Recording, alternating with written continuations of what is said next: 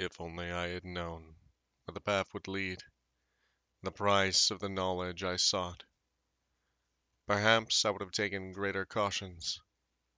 Alas, these things have passed. Still, the regrets of my life weigh heavy upon me, and my duty heavier still. From the records of Shea Paran, that chill, that cold now gone, yet still lingers. You stand there, amongst the Aushla. The priests of Louthi and Gaush have already made their way from that place, leaving you, the nameless Rama beside you, and your father alone in the glade.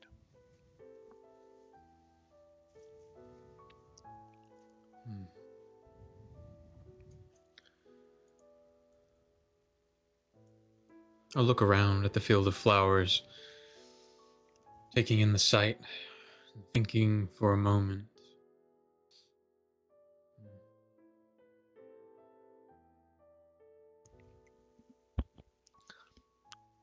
Father, Alistair gives you a look, then nods slowly. Yes? What?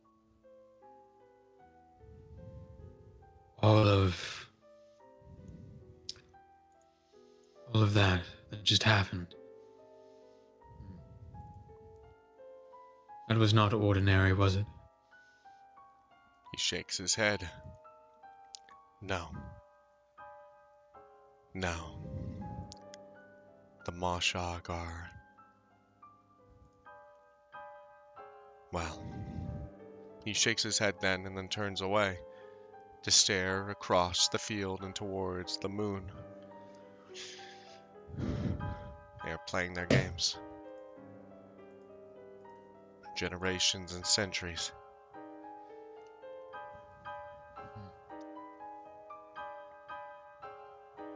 It seems whatever game they deigned to play, to be some peace in that. I don't know how that makes me feel. And no small piece either. He grimaces. But I am sure your Rama, he says, eyeing the man beside you, I am sure he will... Never mind. The Rama nods, one short tilt of the chin, and then turns to you.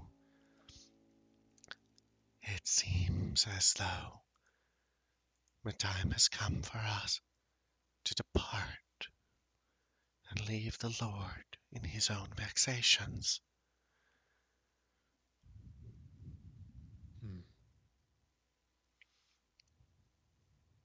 Very well.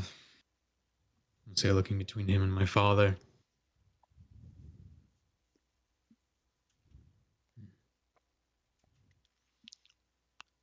I begin to stride through the field of flowers somewhat reluctantly, looking over my shoulder as my father stands there.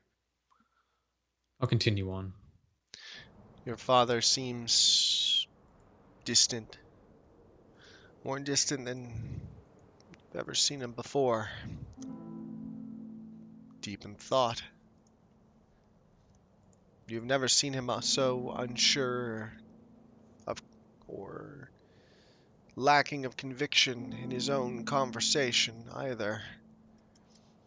The lack of strength of words, the petering off between discussion. It is unlike him. But so much has been unlike him in recent months. The sudden bursts of anger, the lack of control, the slipping of the mask. It makes you think. Now, Karad, now this entire situation has changed so much about the three of you. Halan was never incompetent before. Sure, He surrounded himself with sycophants and do-nothings, but this level of failure is something new. You walk, and your Rama walks beside you. You come to the edge of the glade, and the Rama addresses you. What are your thoughts? What are your feelings? I would be privy to them. Look at the man, sizing him up once again, taking in the new Rama that I have. This one holds themselves with far more regality than the last. There's a calm, collected sense of control. And something else. A certain force of will that seems to emanate from them.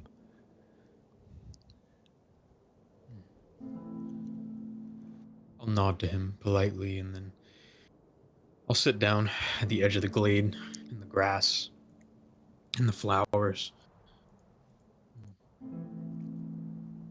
It's been some time since I've had a Rama at my side. Weeks.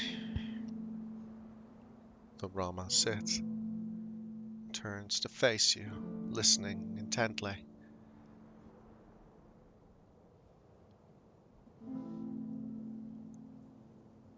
I And think this place takes its toll on everyone. Carrot Khan wears you down, gets beneath your skin. a Be alert slow for that. nod. It Do not think broke. yourself above it. It broke you the last time you were here.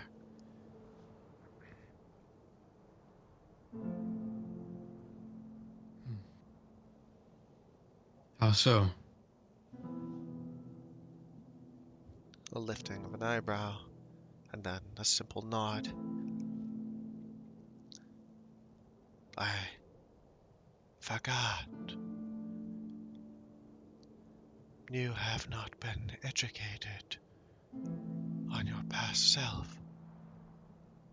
Only in pieces, bits and parts. This is not normal. A Koshani should know themselves, the history, the distinguished path which they walk. I do not judge you for that lack, but I am here in some part to rectify it. Thank you. I've been taught how to become Halim, though I know so little of the man. Halim once conquered Karat Khan, this you know. But then, after conquering it, he separated from Halan and Halaskir and dwelt a while in the walled city. His focus was on that. The Rama says, nodding towards the monolith which protrudes out, still visible against the night sky, twice as tall as any wall within that city. At first, he sought a means of entrance, and when none could be found, he sought a means to bring it low.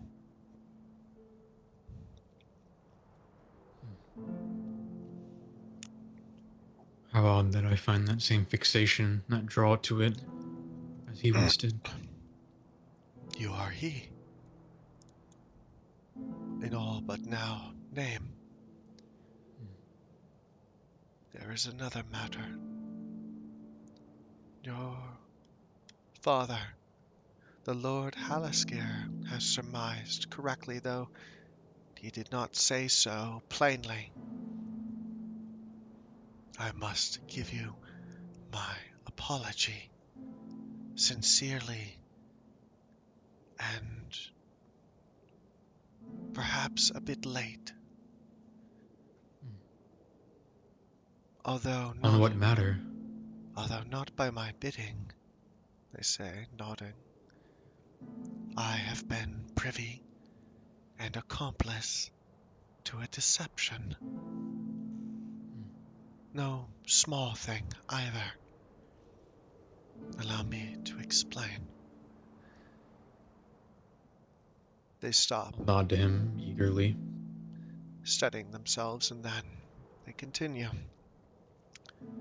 I did not leave for Karat Khan. Perhaps a month passed.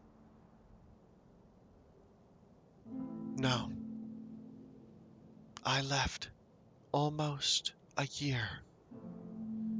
Perhaps a year and a month ago. Nor did I seek the path to Karad at first. Nor did Auslam complete their Zorhaba merely a few months past either. It has been almost a year now. These things were concealed from your father at first, and through him, you. I have wandered for a time, separated from the Prince of Blossoms.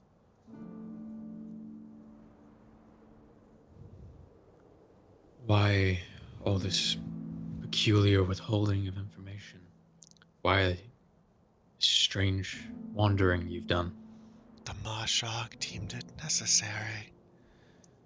First, I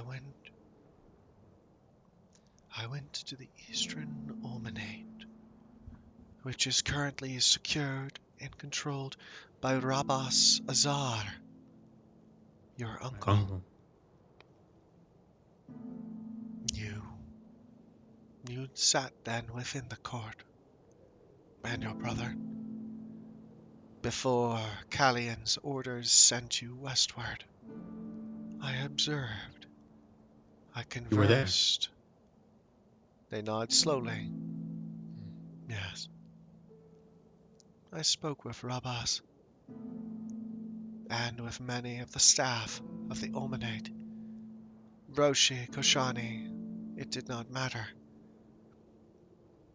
Already I was gathering information, understanding. About me, so you could become my Rama. Or am I wrong? Do you think it is coincidence that your past Rama was so incompetent? Perhaps not by some devious manipulation, but instead by their nature. They were chosen. They were groomed and fostered for the position. It was known long before you discovered of their incompetencies.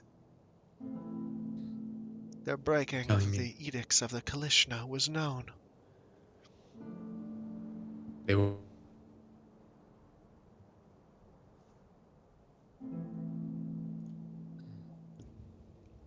they were raised to fail. Hmm. They were not given the correct direction to succeed, I would say instead. No manipulation was needed. Their seed was poor, but the selection of their seed was willed by the Kalishna.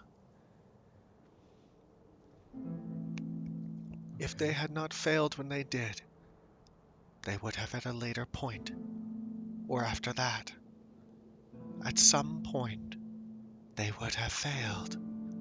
It was merely a matter of time.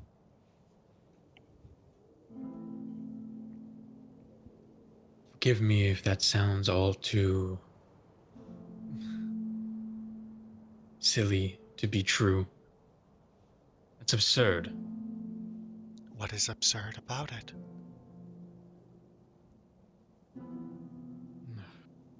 We are all driven by the ploys of the Mashag. The path of the Kalishna is set before us. If I was to show you an etching of Halim the First, You would look upon it and proclaim, but that is I in likeness, perfect and exact. Except maybe for this, they say, gently pointing a finger towards the bandaged side of your face. Yeah. I'll say, bringing a hand up to my cheek and kind of rubbing against the scar now there. Though I feel even Halim the First would have been pleased to have such a thing.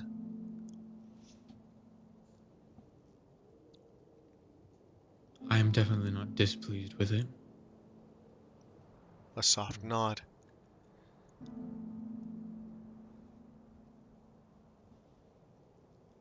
Still, So, hmm,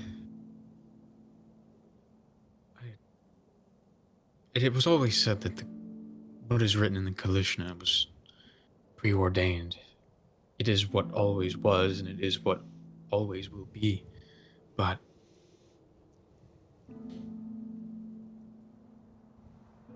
say what you will, but I guess I didn't believe it until you've laid it out here for me now. if you truly believed it, all of it, I would say that you were foolish.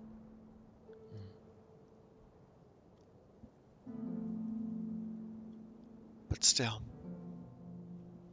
things have played out, for better or worse, in similarity to what the Mashog have determined.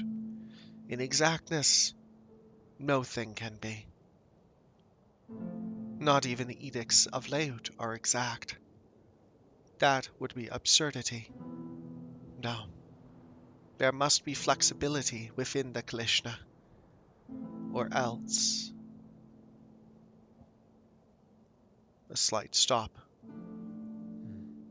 a parsing of breath, and then a shaking of the head. Now, So, do they. How do they even see what is to come? Parse what that might be? Do they have visions of different possibilities? Some to perhaps, come true, some to not? who knows? The Mashog only reveal themselves at times of great importance. They are like fallen stars, rare, but a reality. One which is prophetic in its nature. Some will see it and think it is something great and grandiose, something to be wished upon, to be blessed, and others will simply see it as a circumstance of frequency. Given time, these things will happen. My father seemed familiar with them, at the very least. Like he's seen one before. Of course, they will be present at the Zohaba, as they were at his. And there are And my brothers. ceremonies which he attends, yes, your brothers as well. There are ceremonies which both your brother and your father attend, even now, at which the Mashog are present. There is also the passing of information.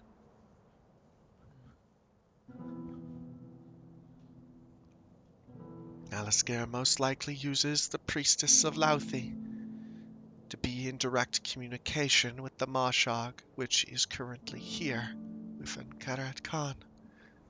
There's one here. The one I saw, or. Yes, they are nameless, but still, they have a certain personality about each of them. No two are perfectly alike.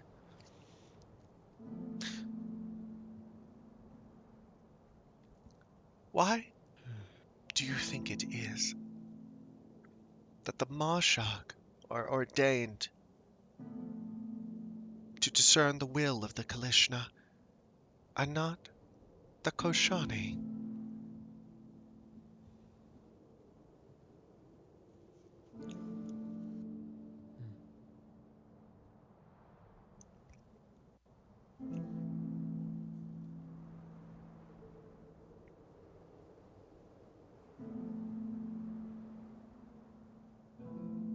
How could you put faith in a man to preordain his own fate? A My nod. answer? Your study of history has been, understandably, and unfortunately, lacking. But still, have you heard of the Koshan tyrants? I'll think back to my studies, and if I have. No mention. Not No. that you can recall. The nameless Ramanats. That is Ult. Not Ult on you, but on your tutors. It is the basis of many things. None, well, in no small part, our existence here and now. Beyond Fam.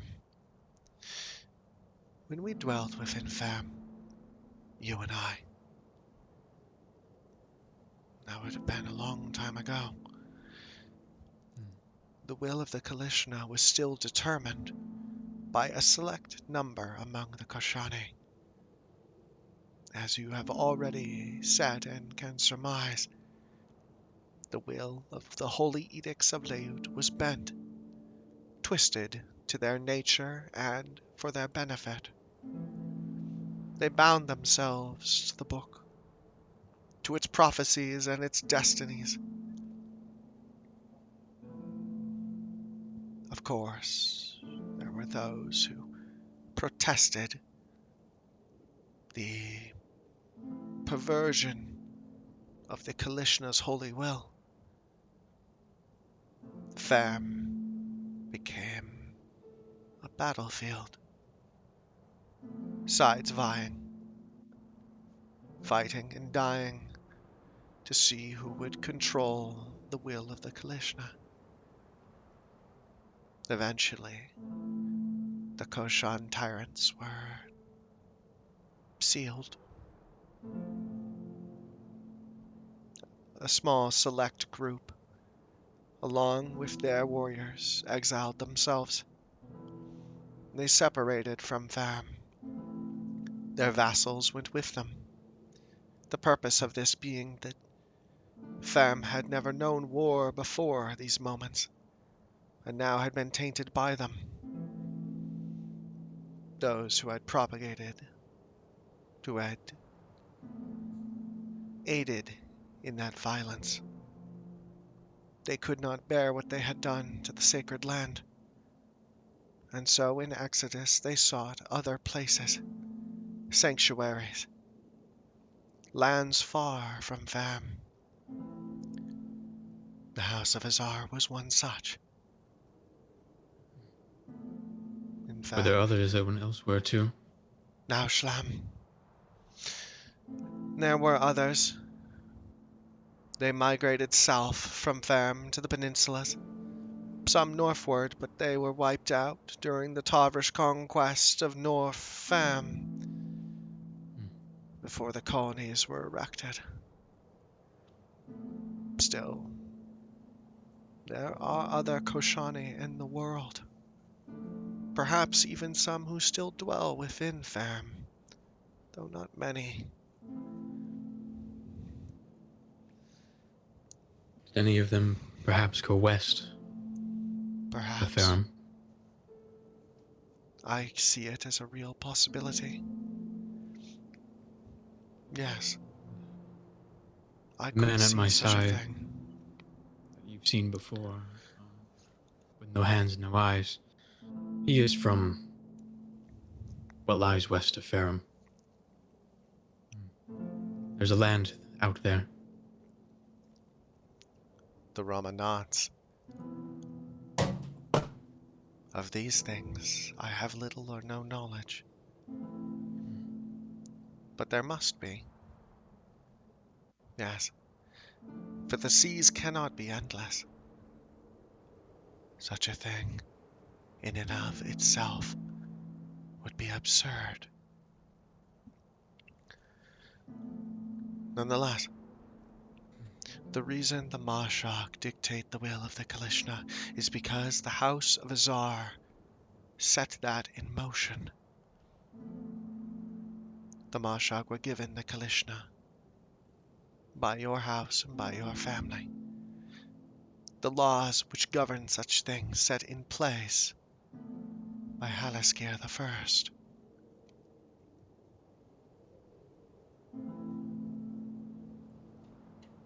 I see. But yet it So is we've always done their bidding in a way. You maneuvered yourselves into that position.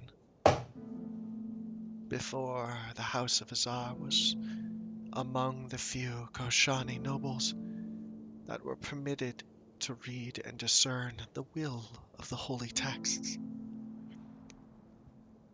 You forfeited that right to the Mashak willingly.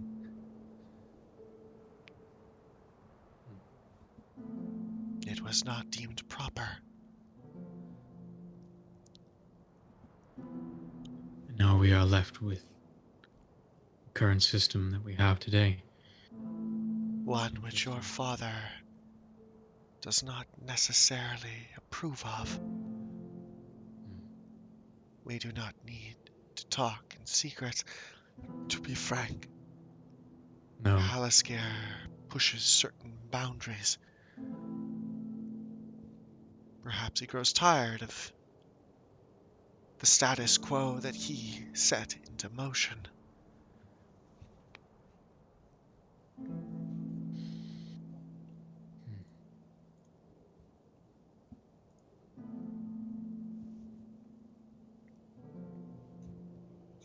Do you think it's a real possibility that he could ever come into conflict with the Mashak?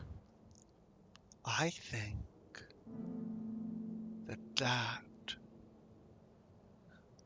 would sunder the Koshani into factions which never again could be realigned. And I think he knows that.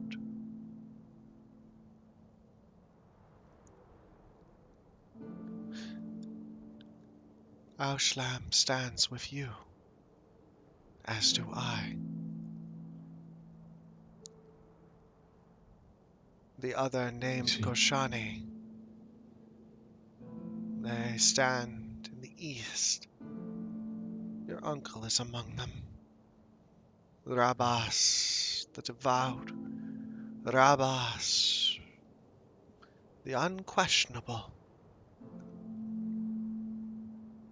Once the greatest scholar of the Kalishna. Now a dueña to Halaskir Azar. Nothing more than a steward and a warden.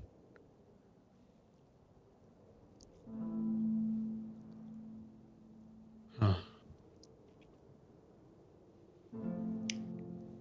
I'll need to think about this for some time. Let us make our way back to the keep. The Rama nods and stands. Yes, Prince. I'll stand as well, pushing myself up off the grass and making my way back towards the walls of Khaled Khan. The two of you walk in the moonlight. You and the live Rama. Last you come to the entrance of the wall.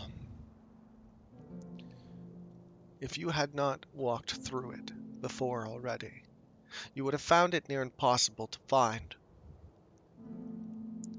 So recluse, so set deep into the stone, the recess almost invisible from a walking angle until you come upon it.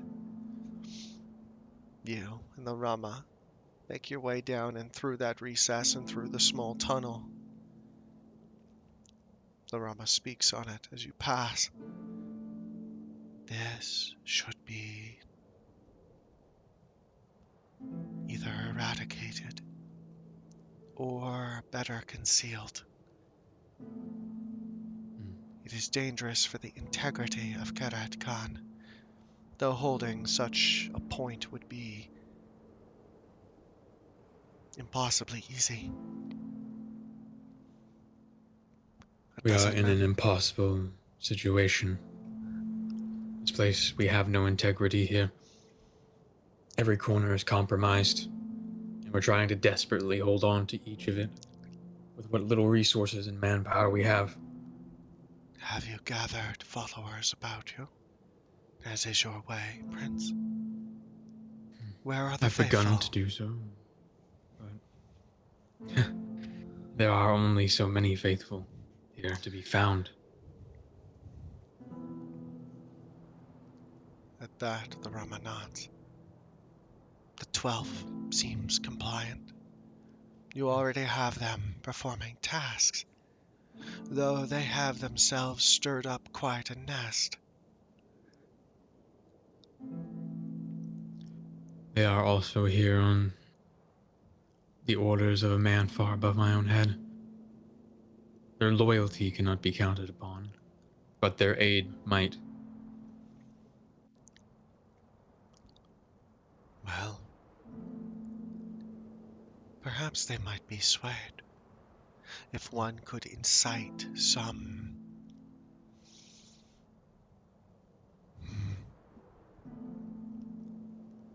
inspiration. That is, of course, your calling to To inspire inspire. and to suffer so that others do not.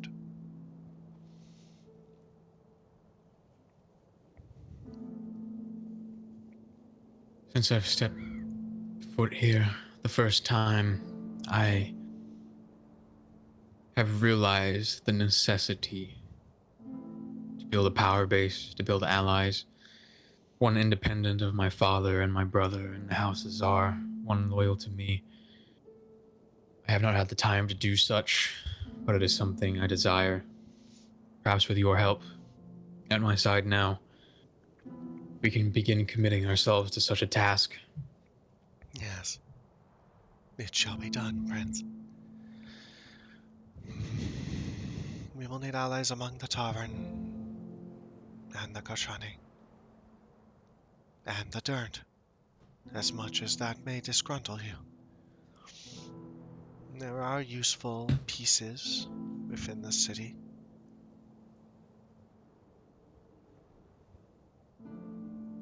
Indeed. There are many players here that could well be brought in to my influence. I think I've already begun doing such with Talib, saving his life the other day. A Hopefully he nod. remembers that well. A And nod. his Good. the son of Jolab is to be put beneath me once I claim my name. That will give me influence with their house, their family. Good. Already we pull the strings. Influence here and there. When we return to your quarters, I must pay heed to my duties. Those sutures, I will need to look at them. There is no scent coming off of them. But still, how long have they been since they were established by the Madatsu? Perhaps a week. Nod. Perhaps a week more then. Then they will need to be removed. I don't trust those Tavish Madatsuos. I'm glad that you know something of medicine. I have been trained in every facet and every sense required to serve. History, medicine, military logistics, manipulation, propaganda, all of it. Well, it does make sense. You would have to, in order to speak for Auslan, to speak for me. My time with Auslan was deemed necessary to prepare me for you, to bridge that gap between, well, between two old friends.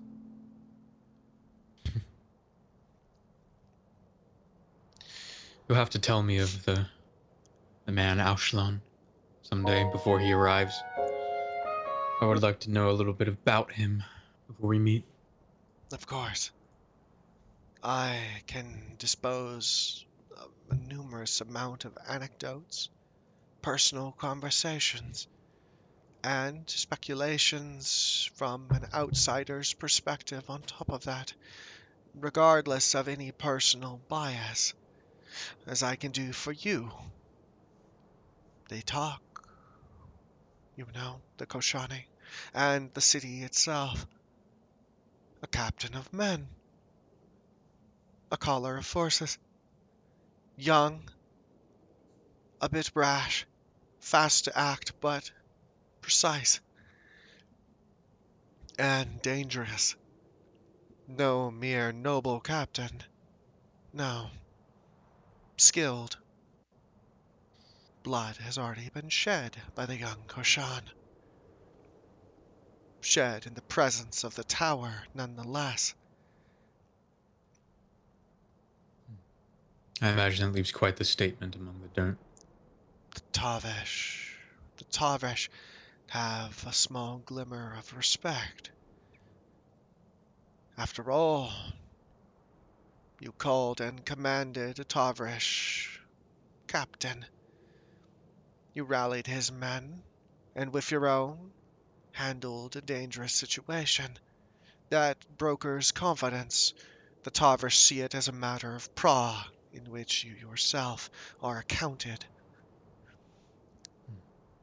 The dirt see you as a defiler, interloper, dangerous, unpredictable, and there's a sense of mystery. Is he a demon, sent from the unveiling? Some Malgian creature out of myth? This gray-skinned, black-haired young man who kills so easily. Is he really the conqueror of old? It would do well for us to cultivate these outward appearances further. Among the Tavrish, fostering respect amongst those soldiers would be only beneficial in the future, and keeping a reputation of fear among the dirt. So they know what they're dealing with in that sort of way would be good. If they think I'm dangerous and unpredictable, they will be cautious and wary around me. Yes. I am sure after the events of today, your father will bring his fist down so hard as to break each and every rib of the dirt. They will be snapped and broken and forced into subservience. Such is the will and the way of Halaskir Azar. He always lacked your tact. It requires a softer hand, I think, to deal with them in some of these situations. He will break them to the point of which they have no other choice but to fight back, and then we will find ourselves in a difficult and dangerous situation indeed. But yet we cannot usurp his command. For it is not merely a Koshani command, but it is the command of the Prince of Salvatavra himself, the Warden Kallian. It was his command, though, for us to rule over these people, not break them. The Koshani rule through such matters. Through such means. Maybe. Perhaps there's a different way. Perhaps. But it will be yours to seek and find. Navigating it, that is your task now. You should hear what the Durnt say of the man at your side, Kotze.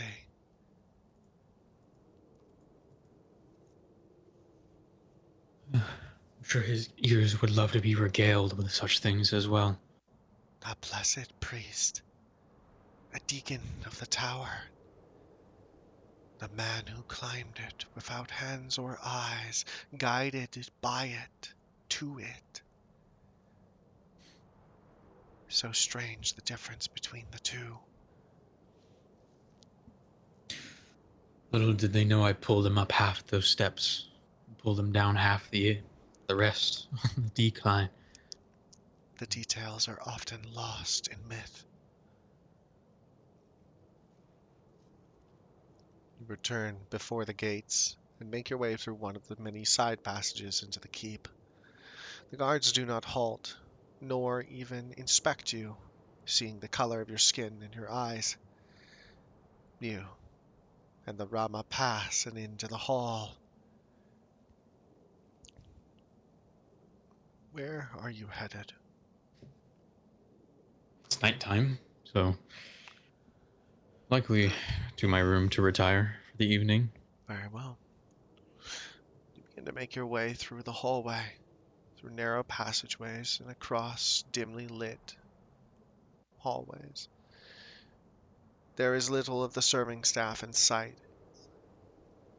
Here and there, a few servants pass, carrying clothes to be laundered or,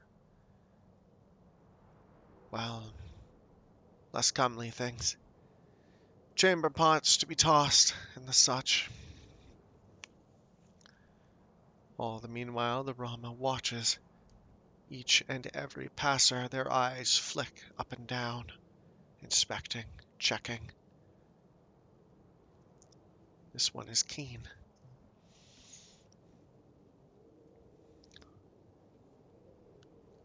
They turn their heads slight inclination as you walk, and say quietly, "And what of Eidlan,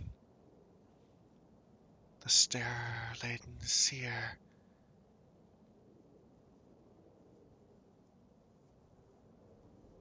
What of her?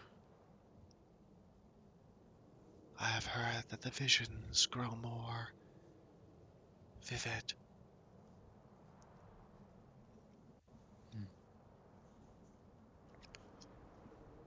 I have seen those visions with my own eyes and can confirm they have.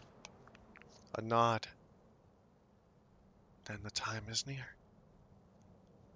Good. Near for what? For her to fulfill what the Kalishna deems. And I don't imagine you'll tell me that. I would not hide anything from you. I'm not one for secrets and mystery. Their purpose is as a vessel and as a focus. She can still see. She can still parse the will, the path ahead. If we were in a different age, she may have been a prophet of the Kalishna's will. Even now, there is still time. She could find pilgrimage to Fam, to join the Mashag, to be chosen. But she is needed here, and thus her affinity for the Kalishna and for its edicts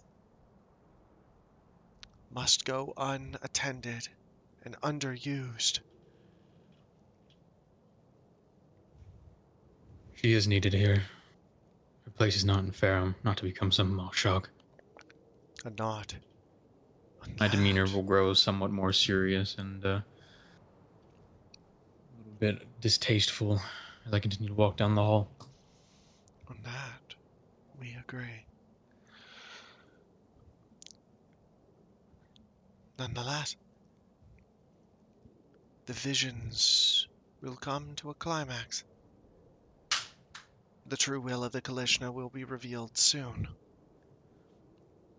The Mashog know it.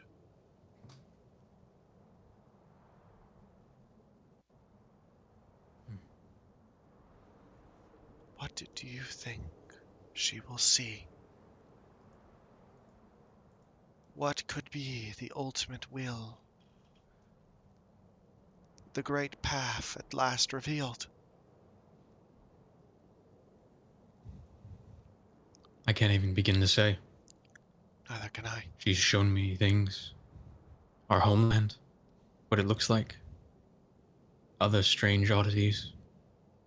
Her beneath the tower of Karad Khan in a white dress. A nod at that.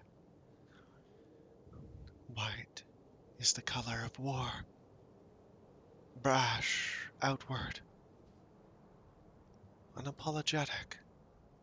She was surrounded by many dead Durnt, so that would make sense. A nod. And it is true. Often in times of war, the Koshani wear white. Even you now wear it. For it is a time in consideration of violence. Times of peace you would wear the grey. The white is to be brash, to be bold, to stand out amongst the field. And also a symbol of Koshani purity. You come before the chamber room. Leading. Your Rama opens the door and then steps inside, holding it for you. I'll step through as well, finding a chair and sitting down. You do so. The Rama sits and looks over their shoulder quickly, appraising Katsi, where he still lies next to the bed, snoring. No dog is half as loud.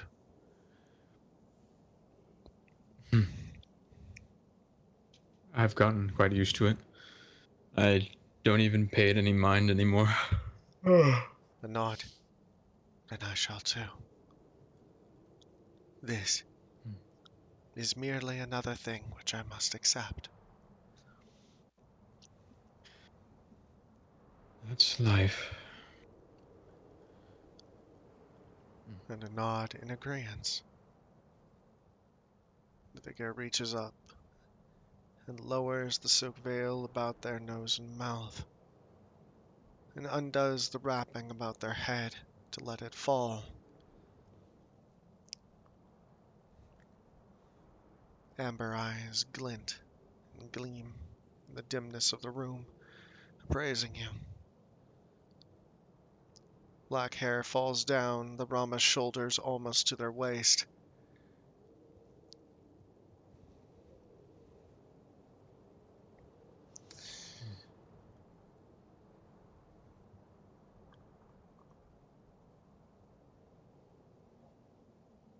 I'll appraise them, nodding upon seeing their full visage unveiled. Noble, sharp features. A strong chin, slender nose. Gimlet eyes, deep set. Long neck. Almost feminine features.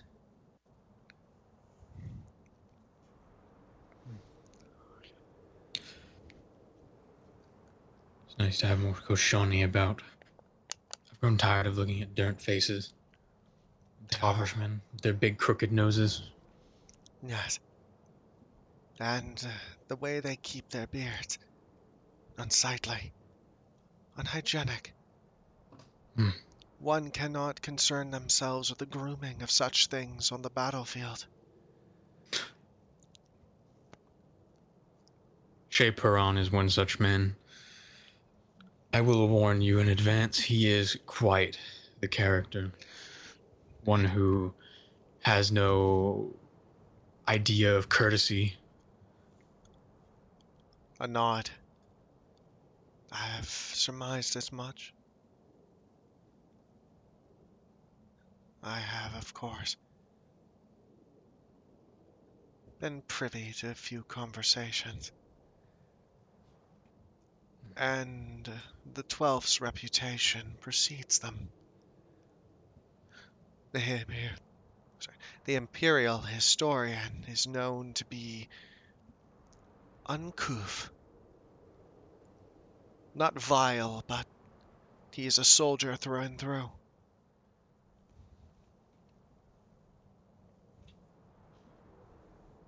That is a apt description of the man. I'll say, sizing up my Rama with somewhat suspicious eyes narrowed. How Why, long have you been here in Carrot Khan? a shrug. Perhaps a week. Hmm. Maybe a bit more. Enough to watch Halan fail. Enough to see your own successes. The two are stark in contrast. You would not perhaps be the one in dark robes, watching me through my window at night, and slinking around in the courtyard as I meditate. A shake of the head. No. Hmm.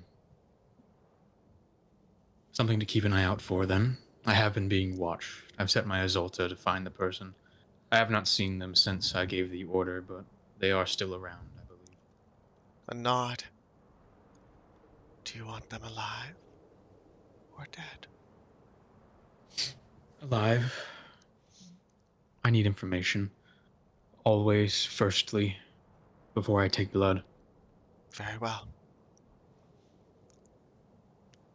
Though I may not leave your side, my eyes will be added to your own. Thank you. Hmm. I do not quite like dark robed figures watching me as I sleep. But nod. And then the figure reaches behind them, undoes the clasp about the short spear, and then lowers it to the ground. They undo the fastening of their belt, and let the buckles fall away. And place it down near to the spear as well, both of the hilts of the knives gleaming under the light of the moon as it streams through the window. I look forward to having access to those. They look down at the two knives and nod. Yes. Most, Rama, only carry one.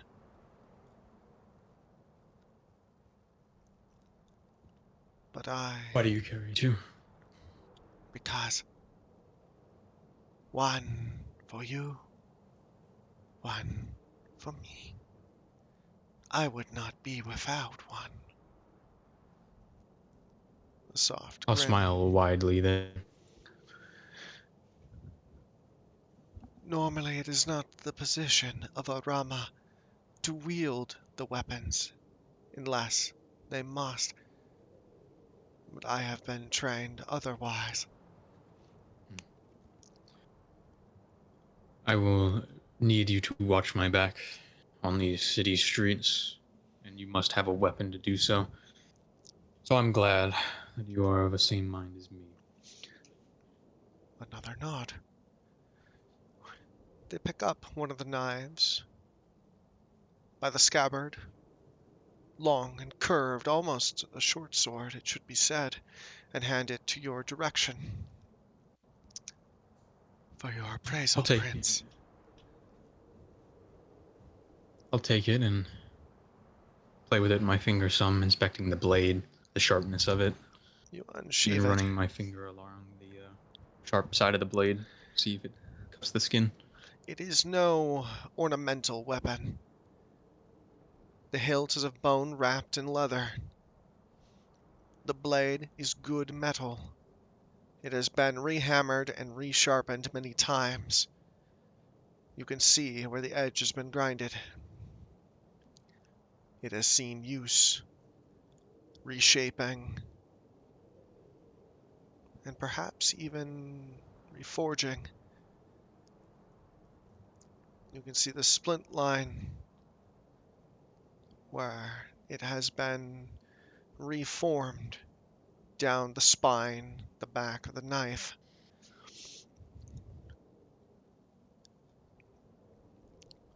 It's long, After curved, inspecting. and one-sided, I should say. God. After inspecting it for a moment, I'll nod in approval and look up to the man. I wish I had something as fine as this the day I got my scar. Were you privy to A that shake whole of the event? head. Unfortunately, no. I was busy elsewhere. Well, Yorban was absent from the northern quarter. I sought information there. Smart. Unfortunately, these acolytes are tight-lipped. Very. Still, it was the only opportunity. Regardless of whether or not I gained information, I will not use that to lay judgment on my decision. It was correct. I would not judge you either way. I did not even know of your presence that day. A nod. I will say, though, I do wish I had something of this ilk. I might not have gotten that scar that day. I didn't even have a weapon on me at the moment. The dirt priests handed me a knife and said to take my own blood beneath the tower. How foolish they were. The When high I and beautiful laugh at that, and the nods, smiling. I can see why they are so easily conquered time and time again. If they weren't all wearing masks, I imagine their faces when I took it and shoved it straight into the man's neck in front of me. They were stumbling still. It was five of them versus me, and I had some close calls, I'll admit, as you can see for yourself upon my face, but they were not expecting that, I A will nod. say. How naive. The Maj Ut has trained you well. Ejak has almost fulfilled his purpose. He was right to be chosen for the position. The old War Master has served well. He has pushed me greatly. Though I find my ire rising against him on some days, I do not hold a grudge.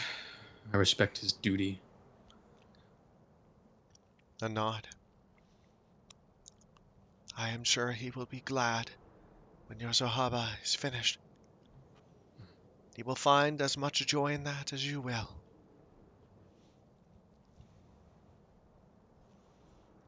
He grows tired and weak of form from our training. I think some rest would do him good. 6 days. 6 days and he can rest. 6 days. Yeah. Almost forgot about that. Things are moving quickly. They are. You should seek Eidlan when you can. Tomorrow, perhaps, or the next day. Try to make a habit of speaking with her whenever I can. That is good. I'll be sure to do so. Many Koshani men have neglected their wed pacts. They do not try to form bonds before the day of wedship. And so, when the time comes, they find their unions weak, built only upon the principles and structures of their society. These things cannot abide, however, for we are the ones who make such things. We are fallible, and so are the structures and systems under which we create. You have done well to reinforce these bonds beyond what is required of you. It shows forethought and a certain empathy.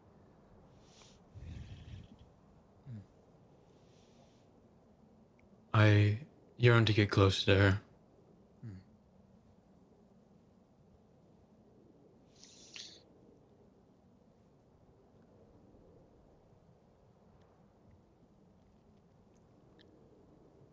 As for my brother Halan,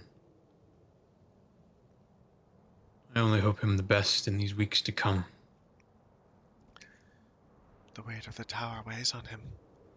It has affected his thinking and judgment.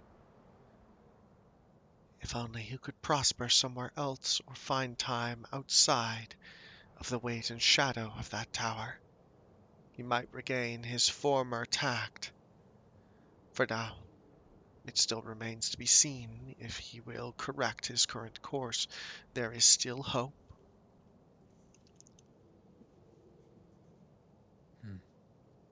I think he would do better somewhere where his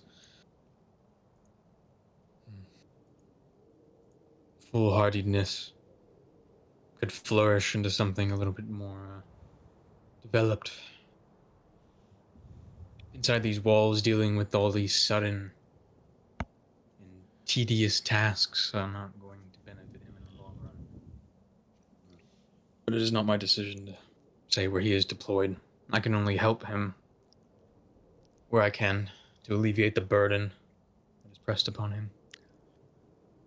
He was not always the elder brother. You yourself made that decision. You deferred yourself as Dwayner in your first life. Before you were eldest, and he followed willingly and was an effective war master in your court. But the tower, it weighed heavy on you, especially after your second wife's death.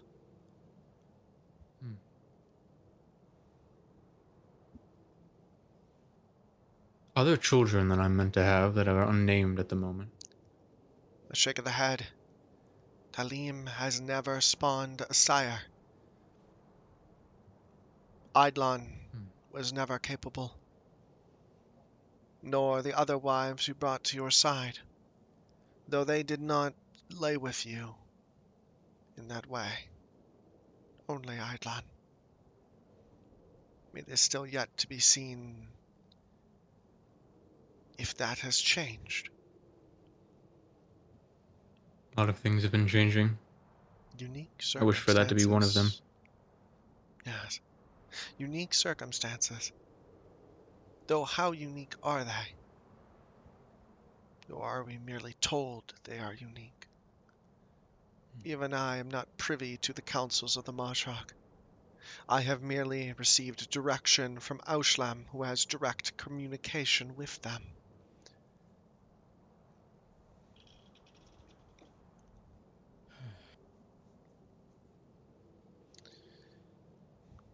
I wish I had the answers. You would have them.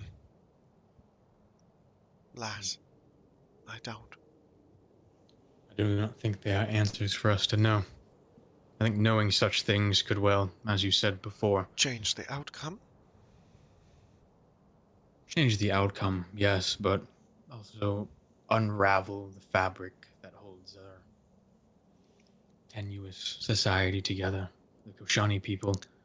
A nod. If some things are found out to be the way they are, and not the way they're presented, then that could well throw a stick in the spokes. The Rama stands. One thing is true. We do not belong here. But neither can we return home.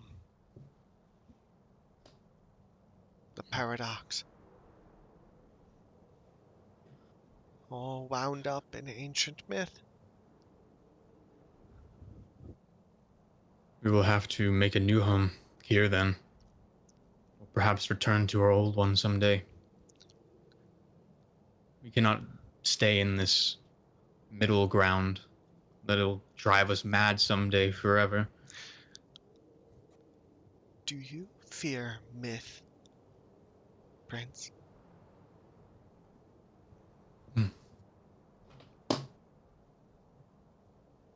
In the eyes of some people, I'm probably a myth myself. They I don't say, fear it much, no. they say, and this comes with a more mischievous grin, that the Azars bound the Koshan tyrants to Fam. Their departure was a part of that binding. To return is to waken them again.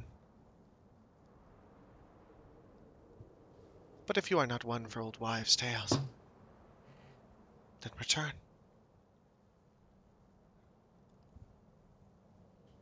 I've seen the beauty of our land, and I can't help but feel uneasy when I realize that it's left in the hands of, as you say, tyrants, Talvrish despoilers in the north, and And the lost splintered sons to the south. tribes of the Koshani along the peninsulas. Yes. For now, If we we could can. go back, Oh, go ahead. if we could go back to our home, resettle it, bring it all beneath one roof, yet again, one Koshani people, well, we could be stronger than we ever were before.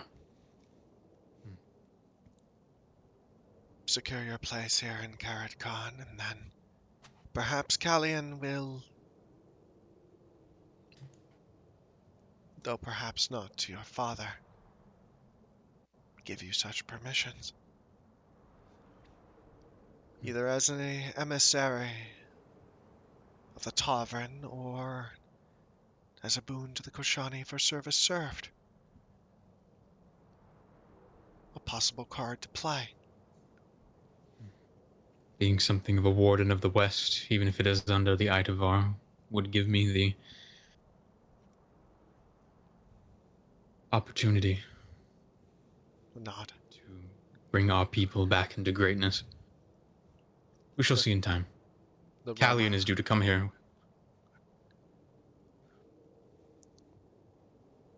The Roma nods. They step over, kneel in front of you. They move a hand up. Gently, they move aside the bandages, which were wrapped tightly near to the wound, over the wound, and they are sealed with sap. Gently, they pry it up from the skin, inspecting the sutures and nodding.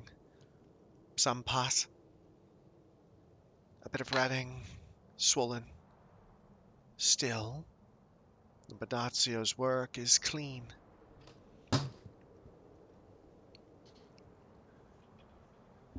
I would say 4 days' time, and remove the bandages to allow the wound to breathe.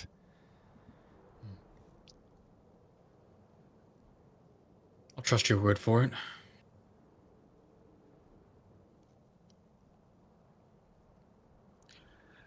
You were saying.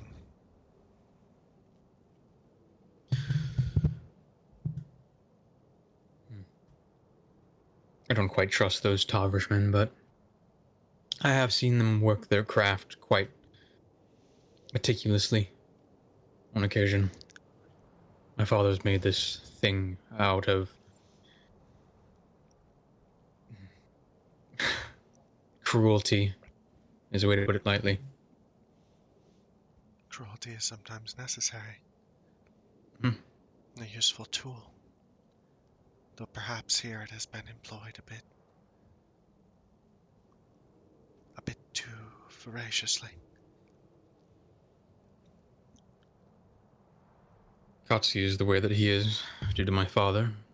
There's also another servant running around, one without a tongue and missing an eye. Him as well. Though I had my hand in those things as well under his orders, but A nod. I am sure there are appointments of the morning. The Rama says, standing again. And you must be wary. The day has been long. it has. And I know you said you had duties to attend to, so I will leave you to those, and I will seek rest. Shake of the head. I am Rama now, and I cannot leave your side. Yes. Indeed. I have to get used to that. It's been a few weeks without one. A nod. I will begin to derobe and crawl into my bed. The Rama moves to the side of the bed as well. They unwind the bandages undo the bindings that are keeping their robe in place and tight, and then loosely drop the robe to the floor. Their body is a mix of ritual scars from neck to ankle, tight bindings about the chest. Their legs are heavily muscled, the rest of their body lean and slender.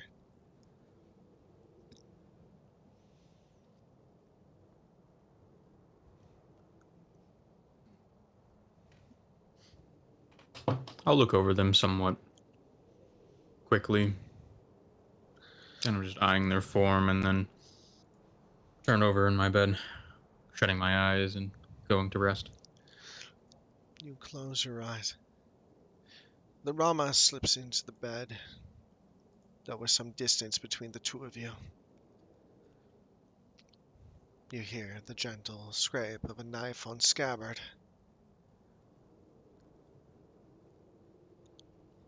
Then tiredness takes you, and the world goes dark.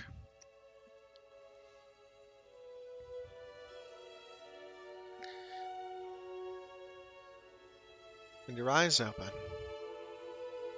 and you at last come awake in the morning, with the streaming light of the sun peering down through the window. You find your body filled with pain, aches and stiffness, the muscles tensed. The exertions of the previous day have caught up to you. And across from you, the Rama has already been dressed. They turn to look, eyes appraising.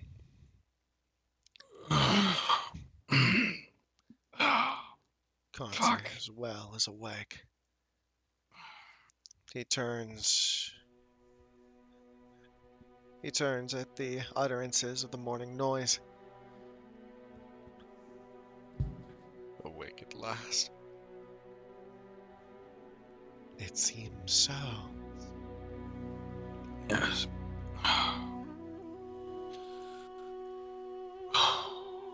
So he's sitting up on my bed.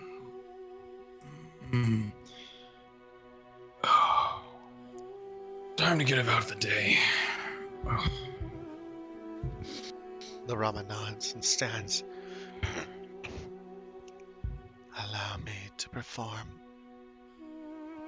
my purpose. They help you dress then, or attempt to. I will let them. They dress you in the ceremonial robes, slipping the sandals onto your feet after washing them. They brush out your hair. All the meanwhile, Kotzi just cocks his head and listens.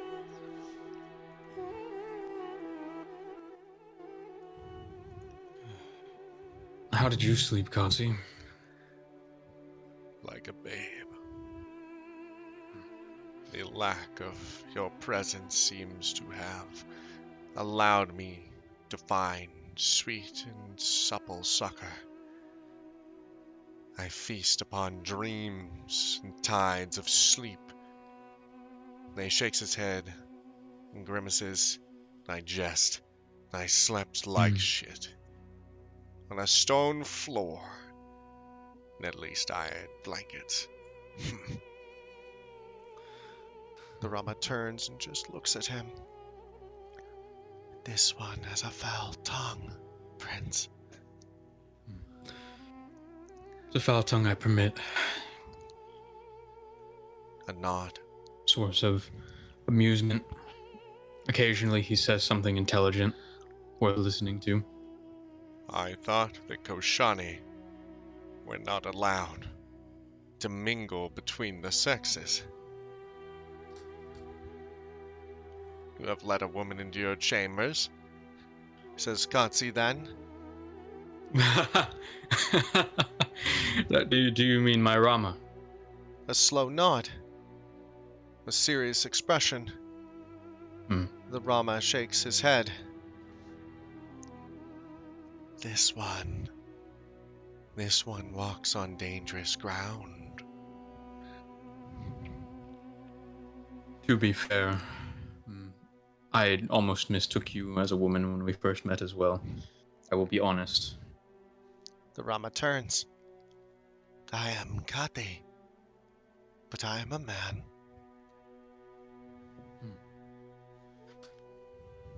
Oh, Katsi, this is my new Rama.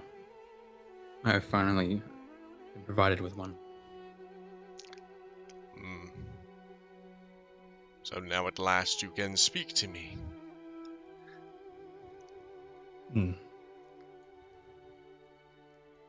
I guess so. But, He gives a dark grin. I ruin a good thing. Have the transgressions of our discussions now at last come to light? Should I address your Rama and not you?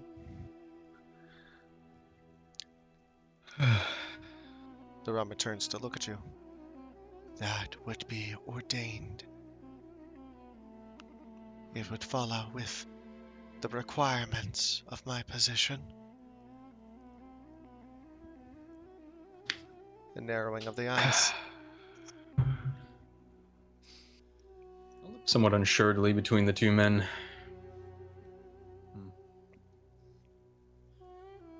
Very well. We'll go about keeping with tradition.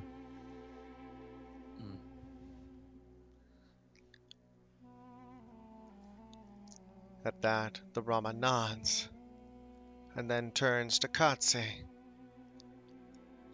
Then I speak. I speak for the prince. You should find a shower. You stink of shit.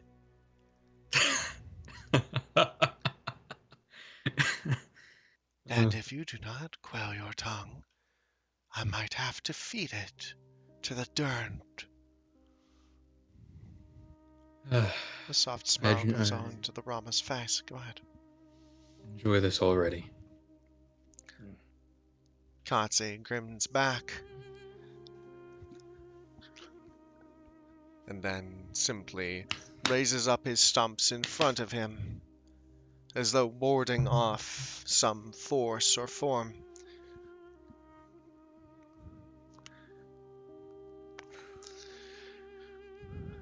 The Rama turns to look at you. You have been ordained to bring this one with you? Everywhere? Yes. A grimace on the Rama's face then. Will he attend in the wed chamber? I don't really see much purpose in it, but... What would I do? Look upon your naked form? What crime could I commit? After all, you nearly had me castrated the other day. That was not, well, a thing that was even going to happen. You say.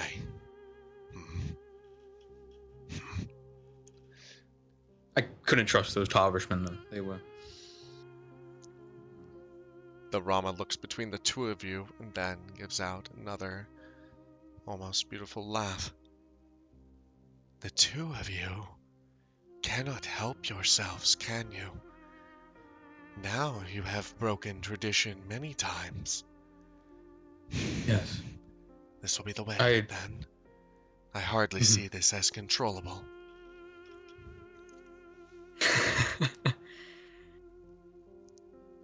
Let us be on then. A nod. So All what? three of us. I don't have to address your Rama now. You can talk to him whenever you want. I think the fact that he just clarified directly to you instead of speaking through me should answer your question well enough.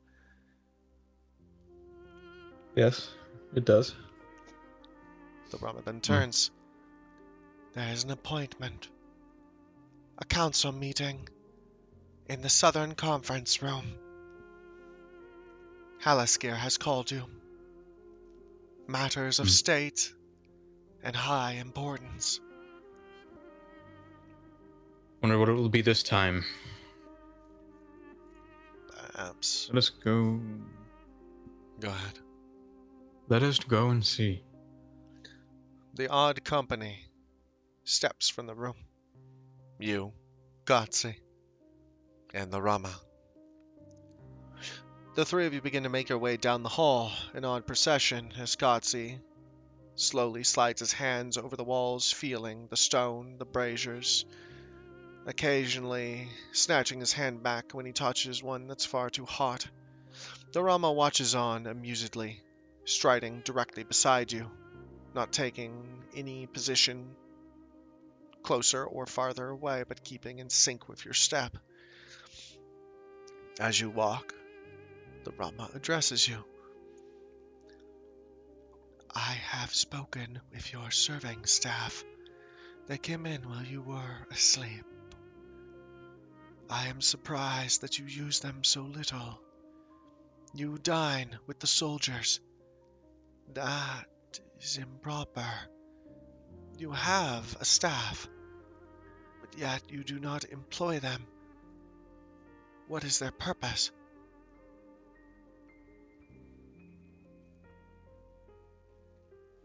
You make a good point.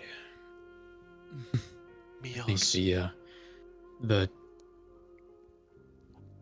stresses of these prior weeks have made such obvious matters not come to the forefront of my mind. You do make a good point. Yeah. They have their positions. They should be allowed to honor and fulfill those positions.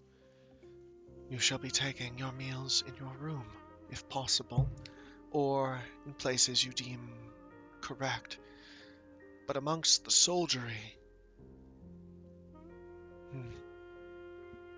I feel that it is improper. Why so? There are discussions, things which must be parsed and understood. We have very little time before your Zohaba, and there are things which you must do before that time. These moments in the dining hall, they consume some of that time, which is so precious to us now. If you are to succeed, I would warn off such social appearances. Well, that will be the end of it then. I never much cared for the mess hall anyways. A nod. It is still your decision, Prince. These are merely the words of your advisor. I have given my decision. Very It well. will be as you say. You come before the chamber doors. When there, the guardsman lets you in. It's quiet in the room. Silent, even though many men sit around the table. In attendance at this meeting are the following. Jolam sits near to the right end of the table. Visibly, he is already upset and disgruntled. You can see it in his face and posture. His thin, pinched face is already more narrow, and he has a look of a dog that's been kicked. Talib sits across from him, rattled, silent. There are a few guardsmen about, lingering in the chamber. Ralaz is there, unchanged, seemingly unworried or, well, unaffected by the events of the previous day. One seat is empty. You notice immediately Halan is not in attendance, nor is Yorban. There's a Tavish commander there of high rank. You can see, well, I forget what they're called, not lanyards. The ribbons that he wears on his shoulder, denoting him as a commander of men. He is sitting near to your father. He has a waxed mustache and a long beard, his head bald, his dress that utilitarian, a commander's uniform. Father as well is in attendance, of course. You do not see the woman who often was by Ralaz's side. You have not seen her since that night. I'll nod to the Tavish captain as I pass by, going to my seat, acknowledging him. He nods back, politely. You don't know him by name, but you know he is Tonlor's second, and the current standing Tavish commander within Kerad. Normally, such a man would not be called to such a meeting. He is no pawn. He often is about his business. Ralaz, relaying information to and from your father to him. Alistair nods at you, and then to the Rama politely. Gotzi takes his place beside your seat. The Rama sits near to you as well. Very well. All in attendance, then. Good. First, he turns to you. Do you have anything to report on Halan's behalf?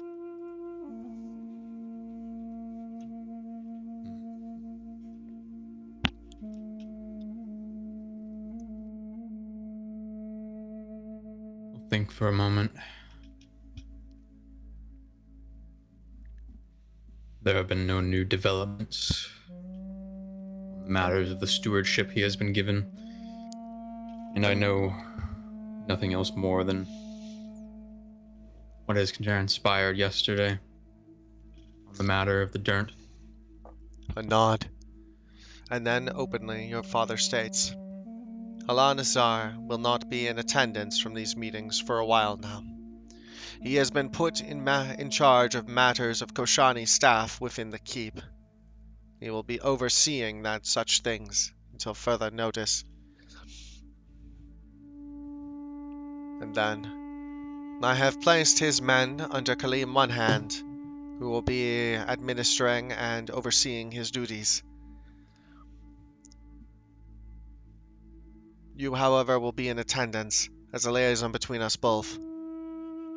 So, relay what goes here to your brother. Very well. I'll nod my head, sitting back down. Yorban has been commanded to both lock down and control the northern quarter. He is quarantining that side of the city until further notice. This is Commander Odar, he says, nodding to the Tavishman. I do not think that the two of you have been introduced. Odar turns and gives you a slight tilt of the head. A pleasure to meet your acquaintance, Dwayne. Likewise, Commander. His voice is low and rich. Your proficiency yesterday perhaps saved many men. You have my thanks for your quick actions.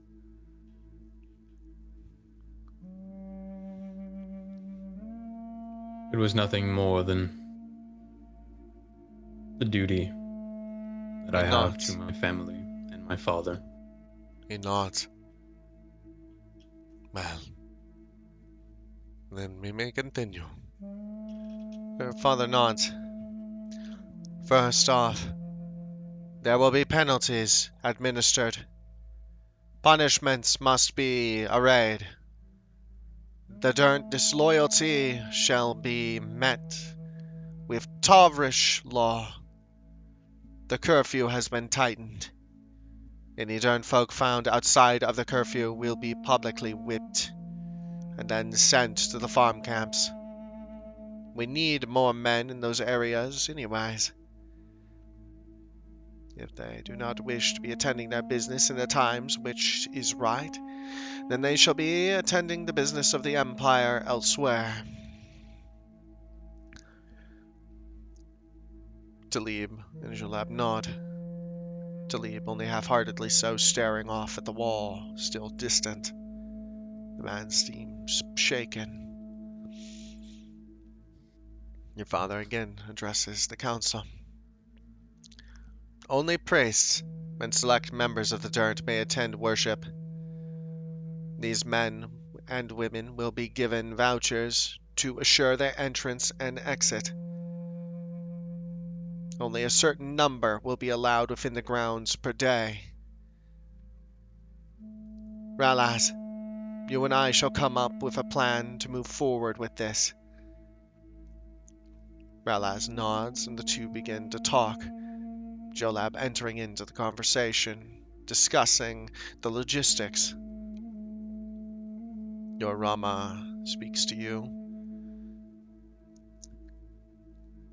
It seems as though the noose grows tighter.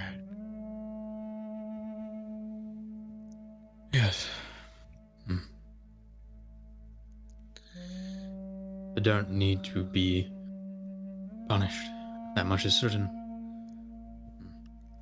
I agree. Escazzi from behind you.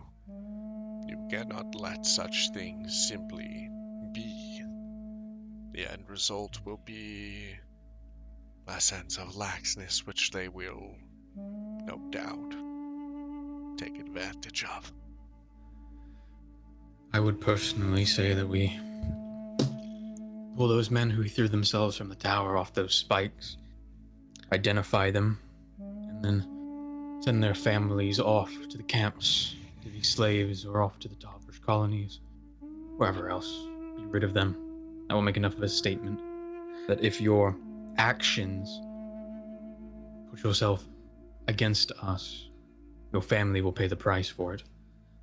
Halaskir turns from his conversation to look at you. Dwayner, would you like to regale us with that thought? This council as a whole? Yes, Father. I'll stand tall then. The men who so deviously took hostages, such as Talib here, we could have their corpses pulled off of the spikes, have them identified, and linked back to their families. That way, their families can be righteously punished for the deeds these men committed. Others will think twice after that about doing such actions in the future if it means that their wives, their daughters, and their sons will pay the price of them. Jolab looks as though he's going to speak for a second, but then bites his tongue and sits back heavily in his chair. Talib seems distant, but he's nodding as you speak, as though reflexively, in agreeance. Alistair nods. See it done, then. Odar, have your men go about the business. Ladders and ropes if necessary. Go slow. There shouldn't be more than a dozen. We will move forward with this. And apply this across the board. Any Durnt found outside of curfew will also see his wife and his children sent to the camps as well. we shall start trickling down. Dissidency will become openly repugnant, as it will directly affect Adern's family, their holdings, their position, their property. No longer will we attack the individual. We will attack the legacy. He nods to you. Good. This is what I seek. I will bow my head graciously to my father and return sitting. Halaskir turns to look to Ralaz. All entering and exiting vessels will require Tarvish merchanting writs. We will be denying Alarsh and Altean writs of passage to the ports until all of the missing funds can be traced. A full accounting of all goods must be conducted on each vessel. Make sure it is done. Ralaz nods. Merchanting goods which could be useful to the Tarvish effort, have them seized. Issue credit vouchers, and give a small percentage return for items worth. If they complain, so be it. If they fight back, the colonies await. Simple as.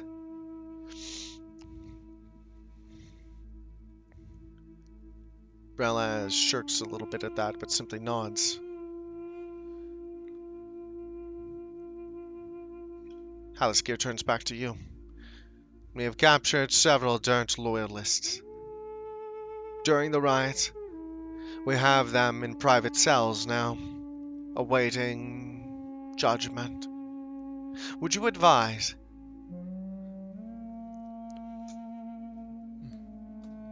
Of course.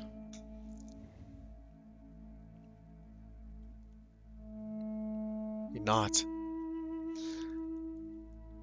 I am trying to parse in my own mind whether to execute these men publicly or privately.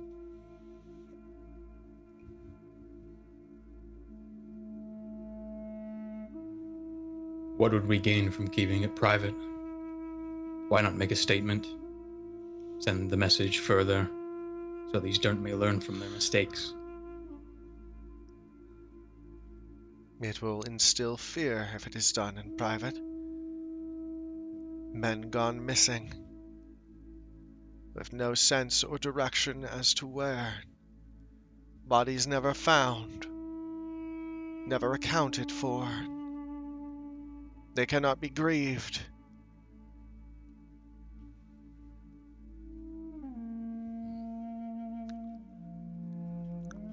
I think there's merit to that. If we do it publicly, that already- could give closure.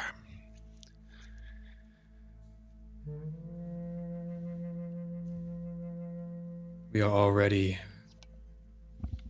bringing down the fist on them enough. A little bit of unease will keep them on their toes. Very well. Private, then. He turns to Relat. So the Vroshi or the Tarvish set about this task. There are many. The bodies will need to be carted out quietly, secretly.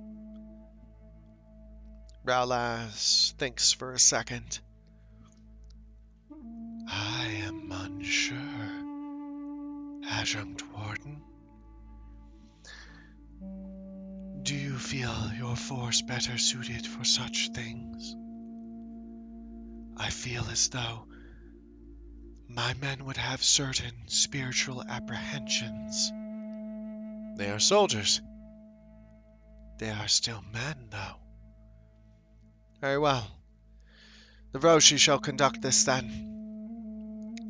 The responsibility will not be on you, Captain Odar. Odar nods, almost relieved. Your father turns to you. I will not put you in charge of such a thing, but still, if you have any recommendations for who to oversee such practices, you may speak your piece. Otherwise, I will set Adib on this task.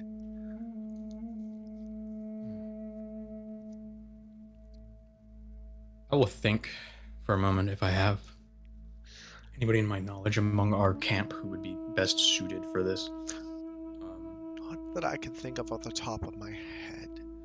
Adib is your father's. He's one of the Fist of Kosh. He's one of your father's personal torturer. Yeah, It should be said.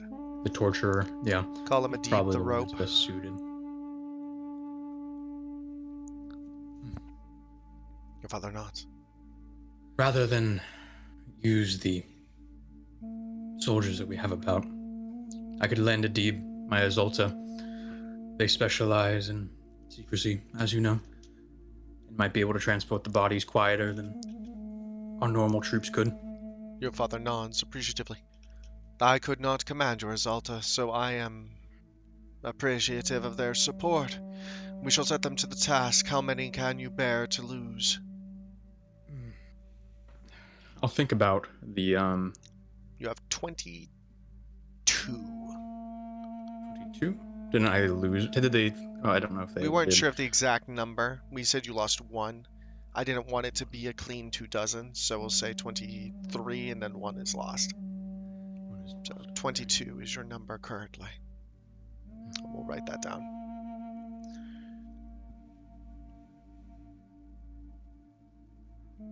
I can spare the majority of them. 16, 18. The more the better. 18 then. You will keep the 4 about you.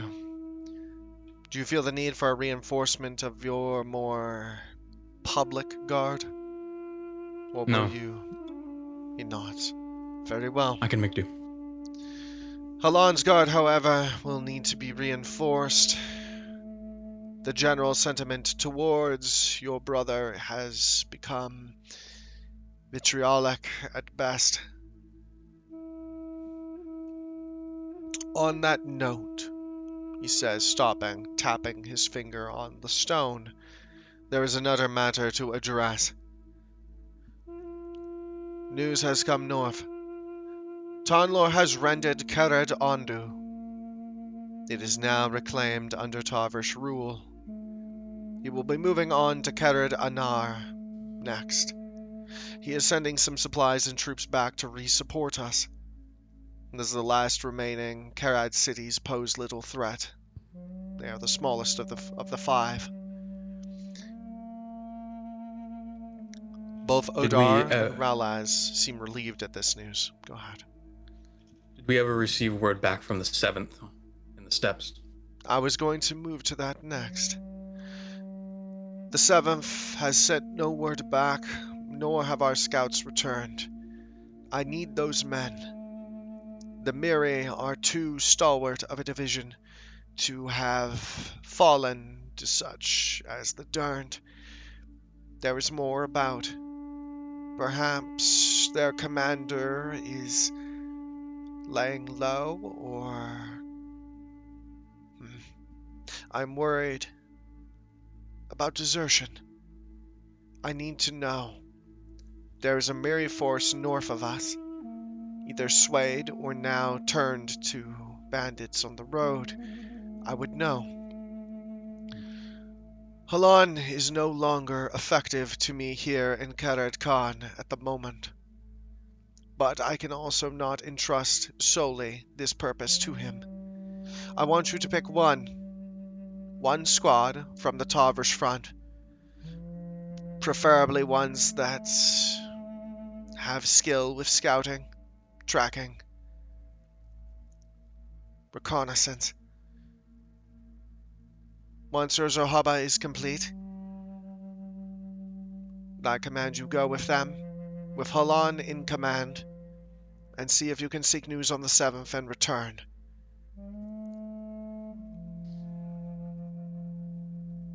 Very well.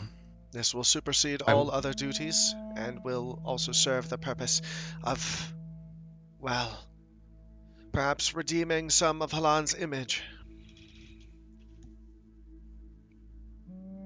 I will say, I did ask the historian Shea Piran about the 7th, and he said they are among some of the utmost loyal troops in the Tavrish army, and that their desertion is highly unlikely.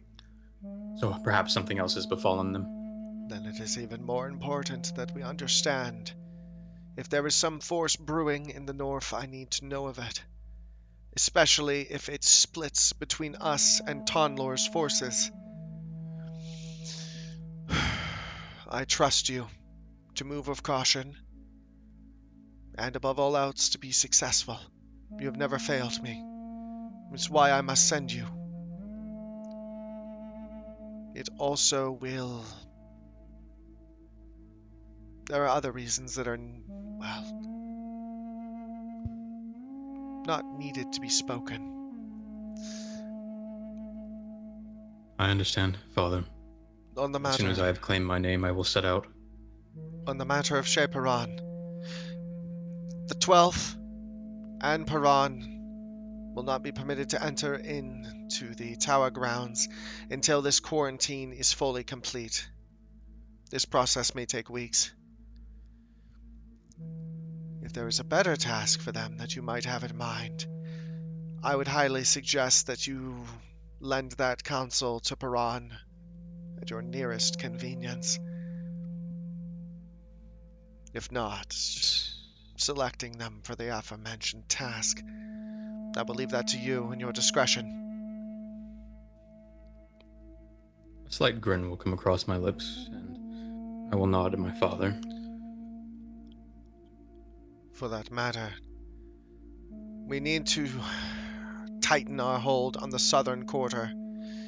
Talib turns slowly. You are not permitted to leave the keep. I will be sending Odar to the southern district from this point forward. But what of my flock? But what of the faithful? I can find necessary space for your worship south of the keep. There are a few brothels and some places of storage there with space. We shall have them cleared out and recommissioned for the purpose of... He stops, thinking. Your faith. Relis nods. There are members among the Tarvesh which will be thankful to have a place of worship closer to the barracks and their places of stationing. Good. Then this will suffice to meet both ends. Talib, you will be escorted to and from such places. Odar, you control the south quarter now, in its full entirety. I am sure you will lend yourself to that task. Odar simply nods, brisk and to the point. Yes, Warden Adjunct. Father turns back to the table at large. Are there any other concerns, notices, or reports to be given? Speak your piece now. I will remain silent. Jolab almost looks as though he's going to speak, but then he stops himself. Alistair nods. Then you know the tasks that you are set about. Get to them. I will stand then and quickly depart the council chambers. You stand and step from the chambers.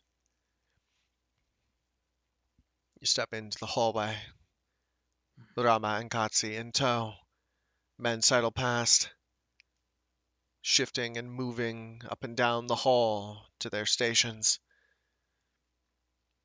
You are left, standing there, contemplating the events that have occurred. Your Rama addresses you then. Pieces are moving. It seems as though you have found yourself out of the shadow of the tower for a while. Yes. Seems that what I wanted to happen is going to happen on its own. which is good. That... My brother needs time away from this place, and I think myself, I could use some time away from it as well.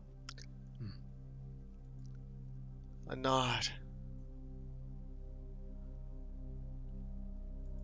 I concur. That was the most interesting council meeting we've had all week. And by that you mean... The rest have been considerably dull. And you found that particularly interesting? Yes. A nod. My ears always care to perk up at the matters of warfare and state. When solutions to problems can actually be found that are not just talking more about the ongoings of the day, technicalities. The Rama nods. Where to now, then? I think I will go check in on my sister, and then afterwards find Shaper-on. We have much to discuss. I'm sure he'll want to hear about his quarantining, if he hasn't already. I am in agreement. Do you know who you shall select from among the Tavresh? Unless I have another reason for the 12th to remain in Karat Khan, I'd like them to come along. The 12th is an interesting choice. Yes. I do not think putting a unit of hardened soldiers in my care, and therefore my brother's care, will do him any good. He needs to learn how to think and deal with problems outside of just brute force. We can take some other scouts with us, perhaps. My Zolta, others who would be of use in this rough terrain of the steppe, but we're not going to bring a battalion of fighting men with us. No. I see wisdom in that. Your father secures his position. It is, well, it is strangely enjoyable to see him work. Yes. He is highly competent in the matters of war and state. And though he deals with problems with a closed iron fist, it is often in a well-placed direction. Sorry about that. We are in agreement. It's okay. I'm sure anyone who ever listens to this will be like, damn, I didn't know they had race cars in Karat Khan. Okay, they're gone now. Okay, good. Probably some fucking Mexican that doesn't have a muffler on their car. Anyways, Okay. so that's gonna be in the recording now. Yeah, sure. Alright, you Back to where we were. and the Rama make your way along the hallway with Katsi in tow. The eyeless man has been quiet since the meeting. After his small comments, he seems not subdued, but less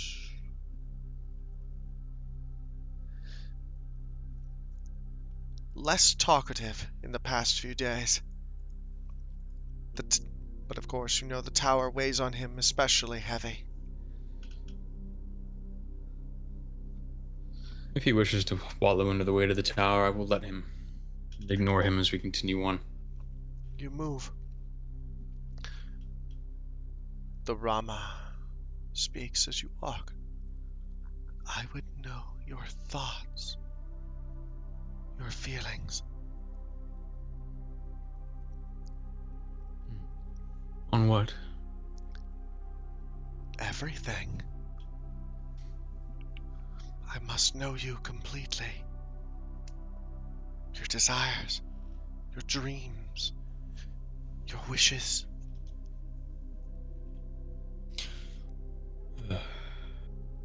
I wish they would have given me a room that wasn't the previous sacrificial chamber that the Durnt used to hold their captives, taking them to the tower. That would be nice. Anod, chambers could be arranged elsewhere. Have you Perhaps. tried requesting such a thing from your father? You are a prince. Can you not choose the chamber in which you sleep? I likely well could, but I've had so many other matters on my mind. And I kind of like it, in a way, although I don't. It's an odd feeling. Anod, It's symbolic as well. I wonder who picked that room for me.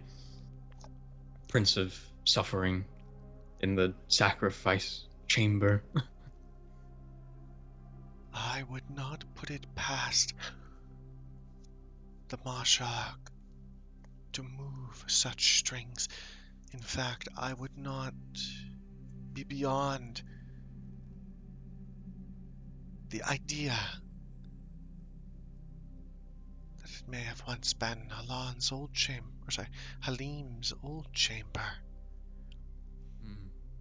Though such a Interesting. thing may be ridiculous. I lean more towards that being the reality. I think everything being pulled together neatly by the Mashog, while a terrible thought they'd likely revel in all of us believing, I don't think such things to be true. No. A shake of the head. No, they are not some dark entity. That must be understood above all else. They are merely messengers of Leut's will. They are neither evil nor good. They simply administer those things which they see and which they hear. Nothing more. They do not have desires, dreams. They do not wish.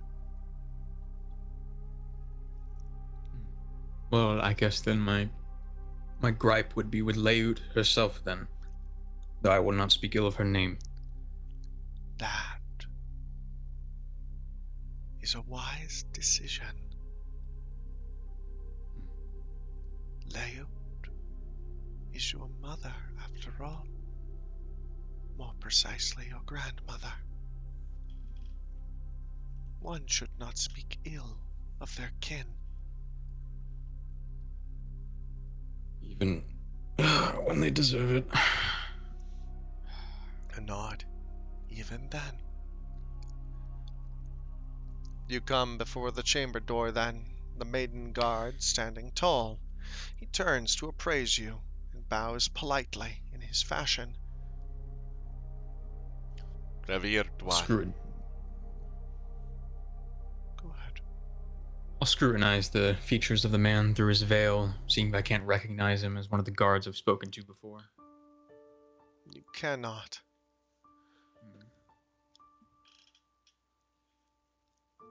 His anonymity is concealed well.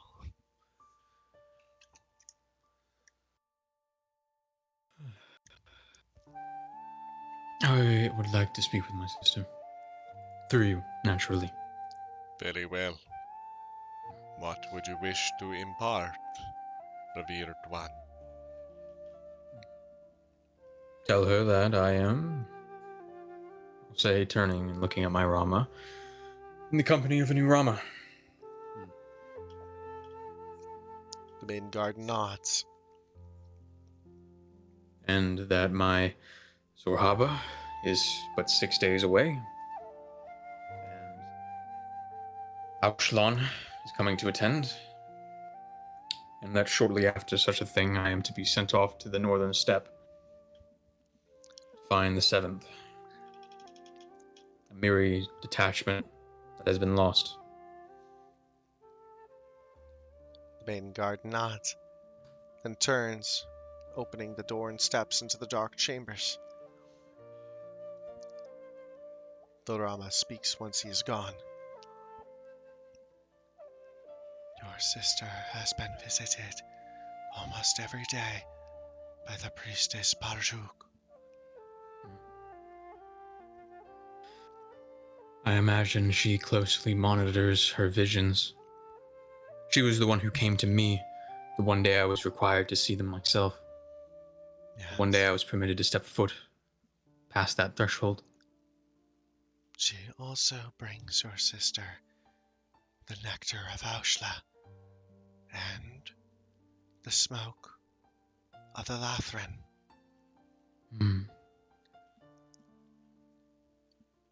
Both are powerful stimulants. A man who has imbibed the smoke of the Lathrin may not find sleep for many days.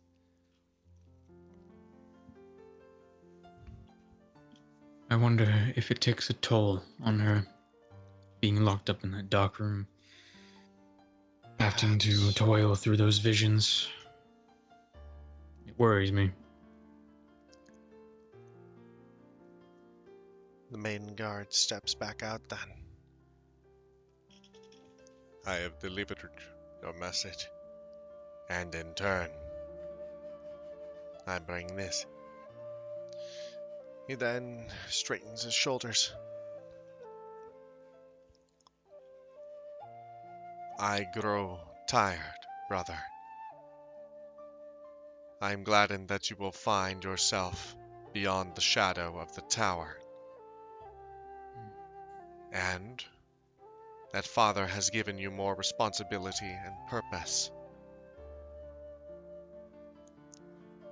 I do not know if I will have the strength to attend your Zohaba, but I look forward to that day, and the day of our wed. But more than that, I seek what lays beyond it. I find myself seeking visions of our home, not here, nor the Omenate, but our true home.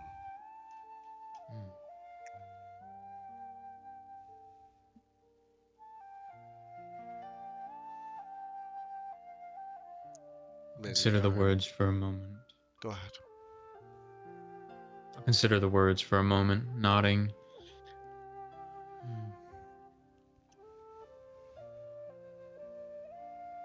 Tell her that is all very good.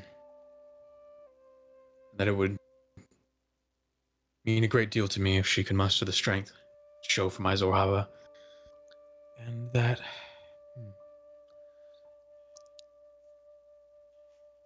I love her, not just as kin, though especially as kin, but as my future wife to be. And I wish her good health. The main guard nods and then steps back solemnly within the chamber. Beside you, the Rama turns to watch him go, and then she must attend the Zohaba. If she does not, then the day of wed shall pass.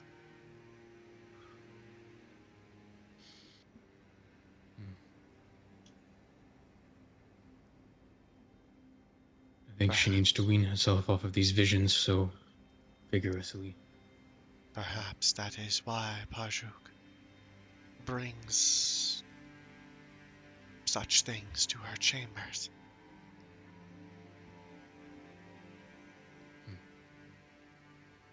To weaken her so that she cannot show. If one wished to weaken one, they would not bring something which specifically is an antithesis to sleep and weariness.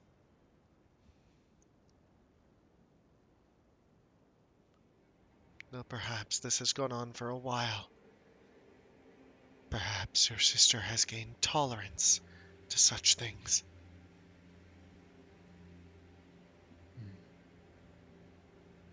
Still, It is an honest thought. Your thought, that is.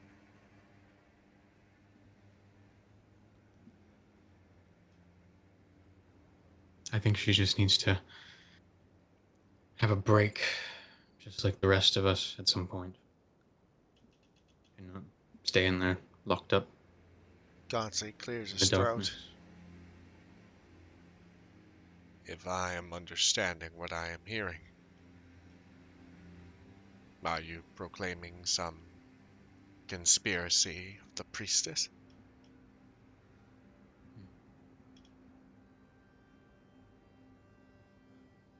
She is but a agent of her faith, of a greater will above her. Perhaps not her conspiracy, but maybe there is somebody who does wish to just see my sister locked in these chambers, unable to attend what she needs to attend outside of it. Slowly, the Whether Rama if it's for her nods. own good or not.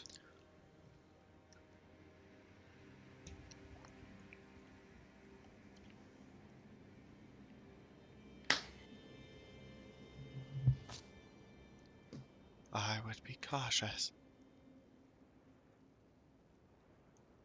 Your sister is an acolyte of Louthi, the Maiden Guard as well. One of the few men who is allowed to worship the feminine aspect of Ausher. If he ever hears, it could be bad.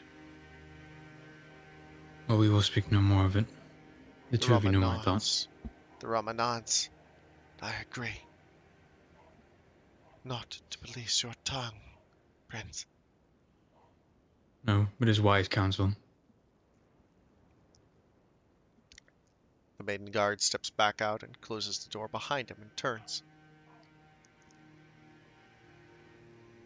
Adlan Izar is thankful for your kind words. She offers her own love in return for yours, and reminds you of the pact you made once.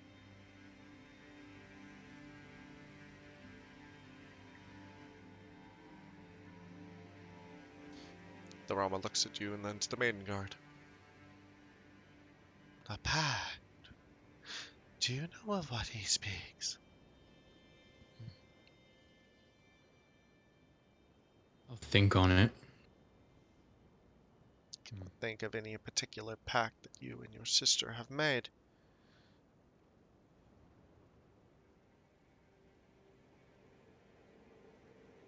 Would you care to remind me? If you know Maiden of it? Guard nods. Apologies, revered one. The pact to return to Fam when the time is right. To raise your children in health and strength in the blessed lands.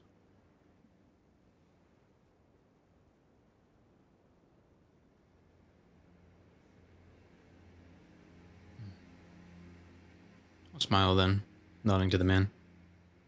I am reminded. Tell her that I will see this pact through, and that she should keep herself in mind as well, to adhere to it. We must all be in good health and right mind, if we are to make it to such a place one day. The Maiden Guard seems, for a second, a bit unsure. His fingers tighten around the haft of his spear, and he tenses, but then he nods and speaks. His voice a bit less strong. She also wishes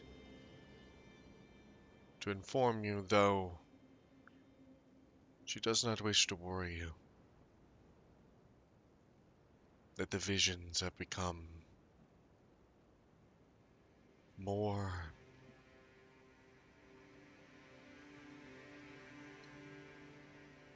He thinks for a second.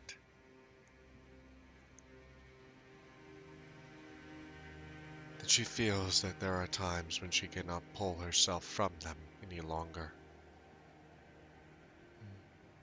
They are constant. And in them all, she sees the tower. He almost shudders at that. I may speak now not for her, but for myself. I must impart to you, revered one, that the maiden within sleeps longer than she ever has. Her visions are met with fits, convulsions, and she rises less for her morning walks. I have relayed these things both to Bajuk and to your father. They have been taking steps, but still, as her lawful to be wed, I think it right you know as well, as these matters directly concern you. I'll swallow then. Looking very concerned. Thank you. He I am nods, in your bowing. debt for you telling me. Do not let any other know I spoke on this matter. It is a break of protocol. My tongue is sealed. He nods. The I Rama know it. nods as well.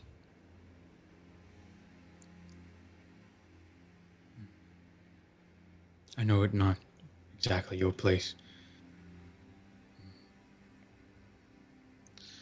But if you could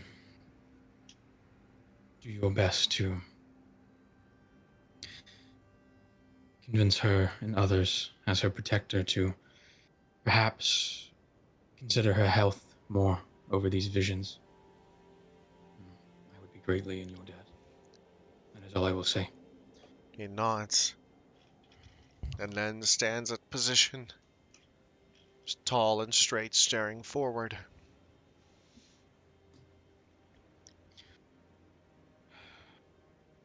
Let us be all. Say, looking to Katsi and my Rama.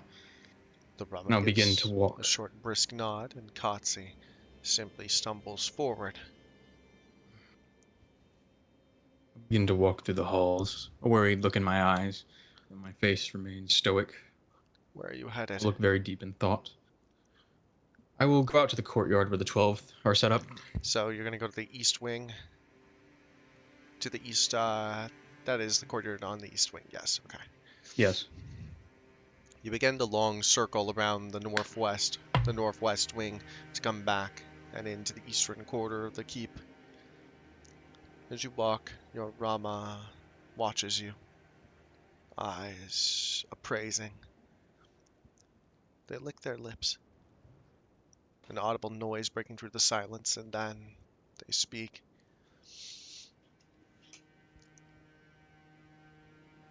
Slowly, things fall into place.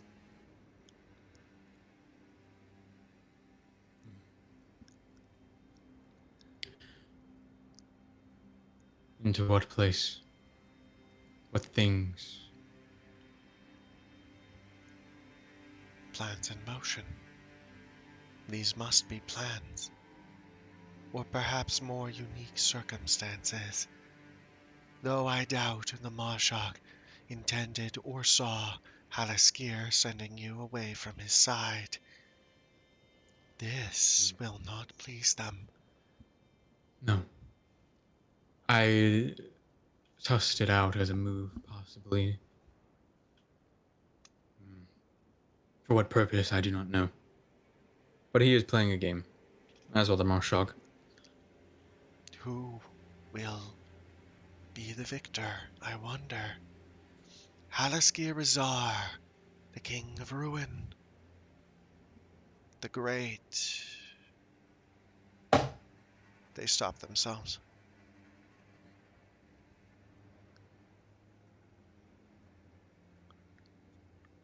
I imagine that will be much left up to whose side who takes. Where I sit in the matter as well. I have not yet decided. I have. I have chosen to take your side. Not to be a sycophant, but because I believe it the best choice. And as you swore fealty to me, so has Auslan. They have chosen their side as well, and it is neither the Mashog nor Aliskir. Perhaps then I don't have to pick a side. Perhaps then there's a third way. We will see in time. A soft smile No. at those words, but no other note, no other word spoken. I will say nothing else as well. Just continuing to walk down the hall to the courtyard.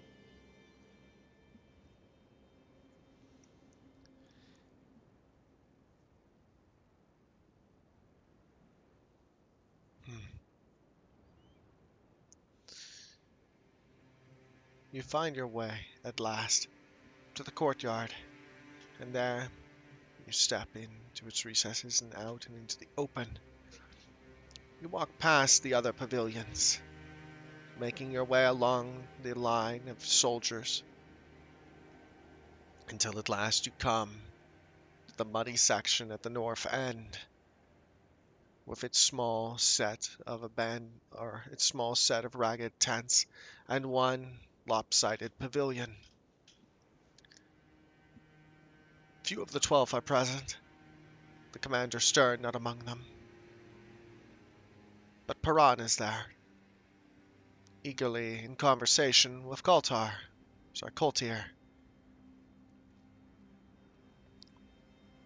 He hasn't noticed you walking up yet, too enraptured in his conversation. As I walk forward, I'll display my arms out, putting a smile on. Shay! Shay turns, and seeing you, he gives a grin and then a grimace, and then his face contorts and shifts.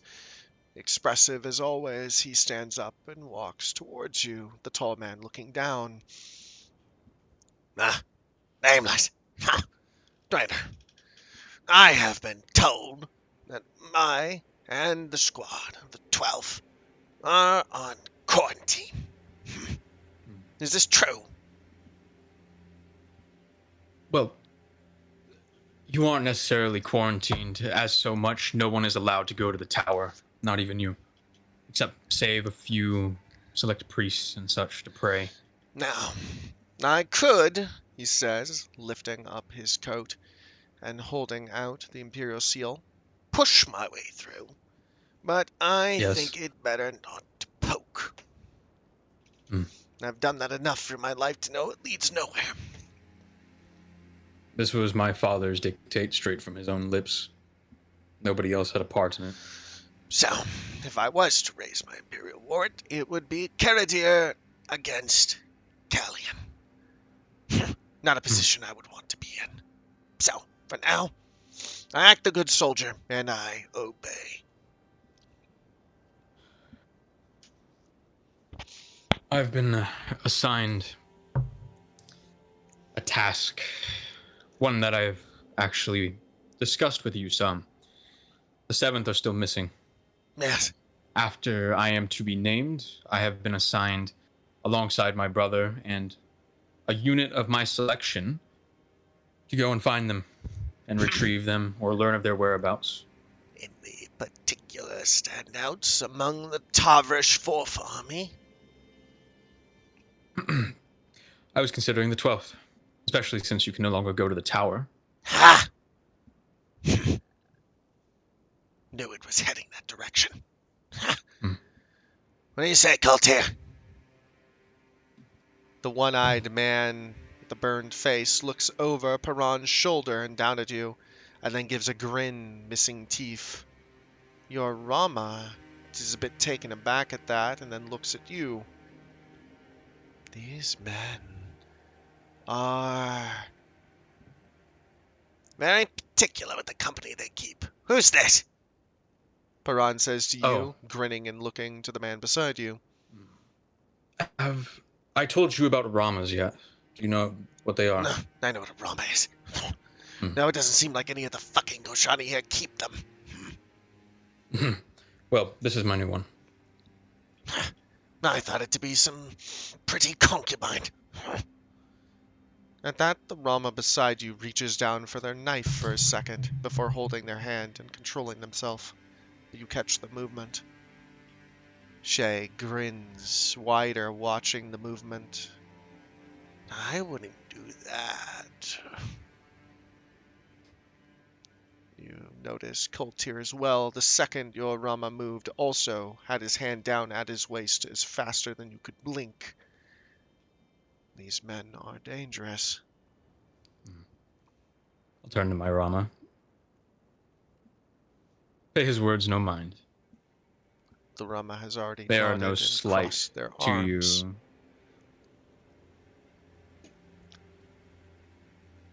Dare to make such an accusation as the prince having a concubine. They shake their head with an almost absurd exaggeration and then look back to Koltir and Paran. Shay just cackles.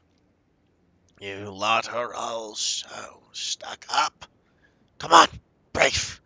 Live a little. You're gonna die eventually. Well, guess you don't believe in that, do you? Ha! You're feeling quite. You're in some type of mood today, aren't you? Well, what is it then, Shay? Gonna come with me north? I'm not the fucking commander of the 12. You have to go find Stern. Or I can relay his message to you if you don't have the Oh, time. I forget, yes. Where is he? In a Tarvish commander meeting he attended. Odar is holding it in the northeast quarter. There's a manse there.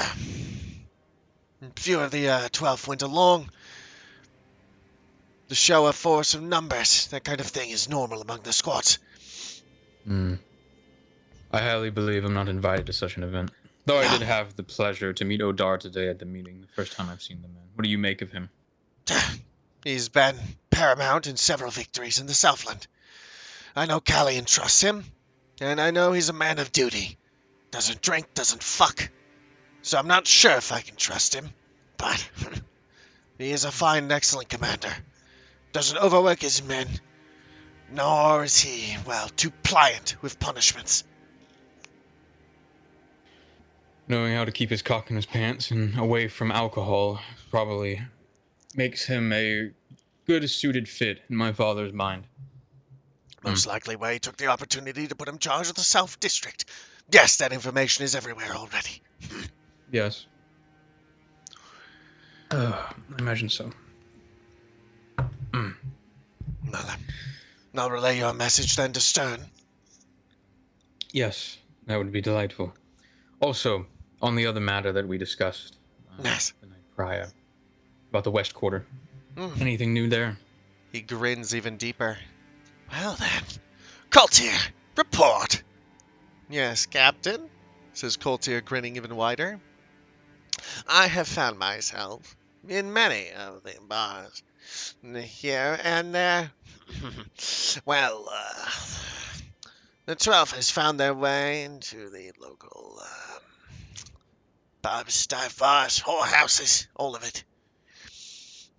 It seems that there are quite a few, if not many, cohorts among the perusers of certain establishments. The talk is quiet, but it is there, he says, giving you an eye. It's of course all in code. They have it already. Their fucking language. In Koltir code? grins. Yes. They speak of certain things. A moment of fish. Nets and such. And then, of course, there are less obvious things. Allusions or dirt sayings in their own fucking language. But we catch on. And we already have a few loyalists among us. Almost recruited a dirt man the other day. If you could continue to put together a book of these codes, and perhaps such a thing falls into my hands, I'd be very much in your debt, all of you, Coulter and be nods. willing to return the favor in the future. Of course, of course. But there's more, you see, more. Oh, more. It seems that all the money brokers in the city, at least on the west end, were sent to the colonies. A lot of debt was relinquished. But it seems that before this debt was relinquished, of course, it had to come from somewhere. It seems that the dirt were lending large amounts of funds to certain individuals among their communities. A large amount. This is interesting. Do continue. Of course, now, with those lenders gone, all those debts have been relinquished. Most of those people were in positions of power, of course. Of course, certain individuals have gone around flapping their gums, including one particular bartender. Well, bar owner. Tends his bar and owns the establishment, as is custom. He had taken out a rather large sum for the purchase of, well, rather fancy glasses. The thing is, the glasses in his bar are, well, cracked and shit. He doesn't even wash them. This would align with findings that we have discovered in recent weeks. There's been a large amount of money being moved between Alarish and Endley's merchants among random nobodies in the city. It all trickles down through everything else. Yes. There's a large amount of money going places that, well, we quite frankly cannot find, which is a worry. So. Yes. Now, where the money went that was borrowed, who can say? I mean, most likely was already distributed, says Coulter. Who knows where? I could make a list of individuals who are particularly loud. Yes. These louder individuals and also these people who took out debts and their debts, they disappeared and the money that they took has seemingly gone nowhere. A list of their names would be good too. Perhaps we might find some similarities between these merchant dealings and these people and be able to put together this little conspiracy further. There is something going on. Oh, there definitely is, and it is ripe with the stench of conspiracy, says Coulter loudly, the man cackling almost mad. Shay himself grins and just nods politely. He gets rather enthusiastic about these kinds of things. I know, it's gotten my blood running as well. Did you like our show we put on yesterday? Your show you put on yesterday, which one? Coulter grins even wider, and then looks around, conspiratorial, and narrows his eye, leaning in. I heard that there was a certain civil discourse that occurred yesterday. Yes. That allowed the warden adjunct to tighten his grip on the power of Tarver's law. After all, you can only strike at an enemy if it's there. So you're saying that you orchestrated this uprising? May have been speaking in certain ears here and there. Might have thrown a few rocks for the crowd myself, actually. You lot are more dangerous than you seem. Hmm. And now the fucking warden gets to step in. At that, Perron grabs the man's shoulder and squeezes a little bit. Shut up, you fool. Enough talking of this. You're more of a braggart than you should be. My apologies, revered one. Coulter gets a bit full of himself. But no, yes, the 12th has been working day and night to instill propaganda, for and against. While you go around doing such, can you express to the dirt folk how handsome I am?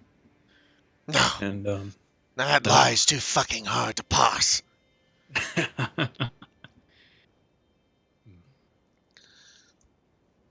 Is there any other findings that my ears would delightfully be privy to? Looking at Well, Coulter and Shay. Coulter grins.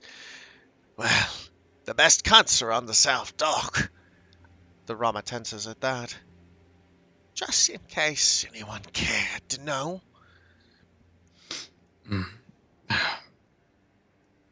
Perhaps my brother would delight from such information. Mutter under my breath, and then I will. Information is useful. I'll turn away from Shay and Coulter.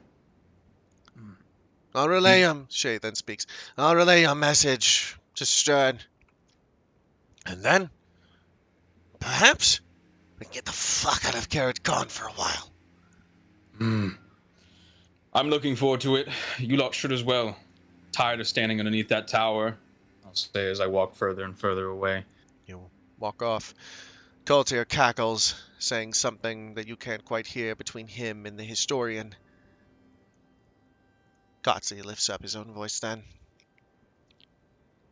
Are you sure that lot can be trusted? They seem rather chaotic to me. Most certainly not. But part of my, task here in Kiradcon, as given by my father, is to size them up and get a good picture of them. That's why I'm going to bring them along. That's why I'm interacting with them so vigorously, and we will see what the results might turn into. They're eccentric, yes. They are most certainly doing many great things underneath the nose of probably all of us here. But they're a useful asset. Perhaps one that could well be pulled upon in the future if I'm able to ingratiate myself with them. The prince speaks truly, says the Rama to Katse. He knows of what he seeks. His purpose with these men is clear. They are tools, useful. But he does not form any true connection of trust. He is not unwise. Katse simply nods. And chaos can be an asset as well, in of itself. As they said today, they were able to spark that riot, and now that has given us casus belli to further ripen our grip around the Dern. I wonder if they did that of their own volition or with my father's knowing. I'm curious. It is a question. Is this the work of Karadir or Kallian, whose pawns are being moved?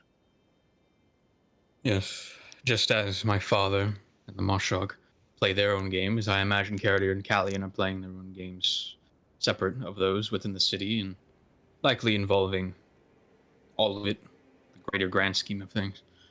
Such twisted hopes. Such is always the way. We simply navigate it as best as we can. You enter back then into the keep. It is near close to the evening now.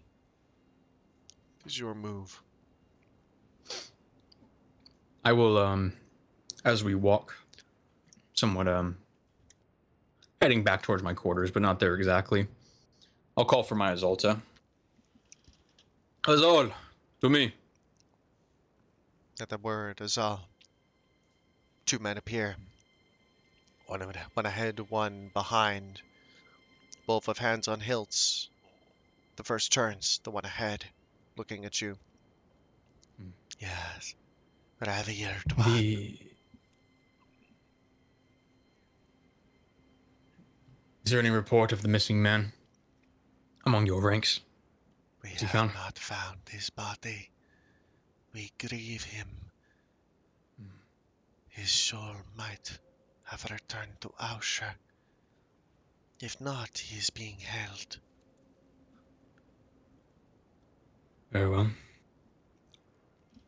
I have a task that 18 of you will perform, and the other 4 of you will go out into the city and keep searching for this lost man until you find his corpse or him. That Otherwise, would leave you unattended. that is fine. Very well. What Me and is my this Rama, we can make task? do. You are to be put under the command of Odib, my father's, one of my father's hands. The robe. He nods. Yes. Just for the evening, to help him see to a task that needs secrecy and quiet. I understand, revered one. We shall report to Adib. Very well. He will regale you of the details. Do not waste time. Let me make sure And the he other- is Adib real quick. Go ahead, keep talking. And the other 4 of you, as I said, be off to find this lost man. Do not leave your comrade out there alone. Azol. His name is Azol. He is the Whisperer. Or sorry, the Azol. Whisper. The man nods. We shall set ourselves under the service of the Whisper. And then the men disappear. You can hear the sounds of the docks and of the shore in the distance. It's a windy but sunny day, but no warmth comes from that sun. But the light is still thankful in a place such as Karad, shedding away some of the darkness of the tower. You walk through the hall with the Rama. Where are you headed? I'm gonna go to my brother's room. You find your If he's way. present. You find your way towards the chambers of Halan. The Rama speaks all the while. Prince, I wonder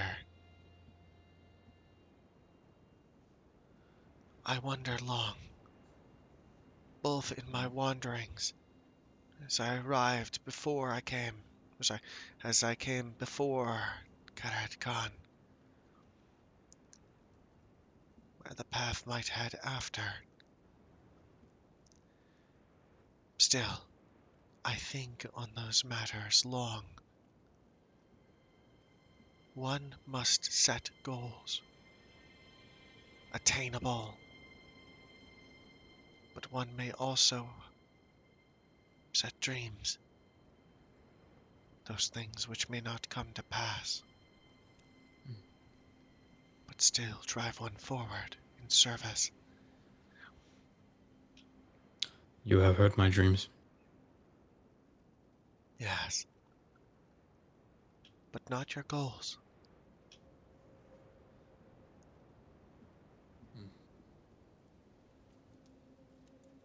Those you have heard of too. Uh-huh. My short-term goal is I want to build a power base here in Garrett Khan. But past One loyal that, to me.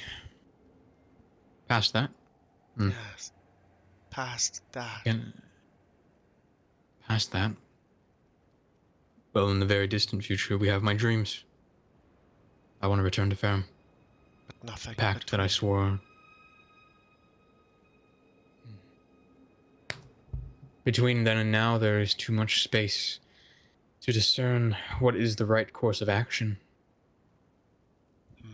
One builds me power, and the other one that motivates me forward, long into the future. In my mind, there are 3 cities, are there not? Carried cities. 5. 5. 5 of the cities of Karat. You stop for a second, thinking, trying to recall the names. Khan, Ondu, Anar. They think for a second. Give me a second as well.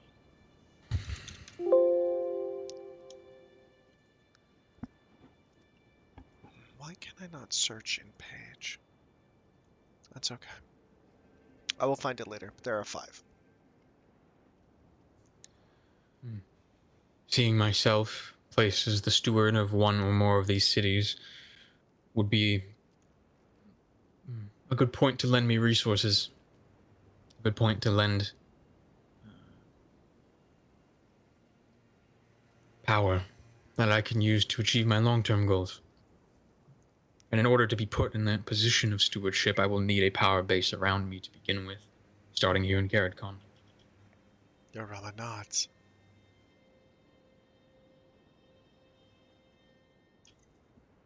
We conquer Garrettcon, we conquer the other cities, we reconquer our home. Step by step, little by little. Yes. Like fording a river. Jumping between stones. The Rama nods.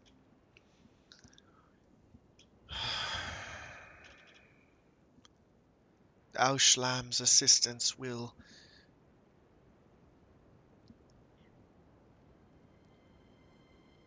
They stop and think. We are in a difficult position. They stop. And then stare off at the wall. After your Zohaba leaving for the Stepland, Aushlam will have arrived. But then you will have left. Separated then again. A grimace. Necessary, I guess. You cannot defy the wishes of your father, nor his command.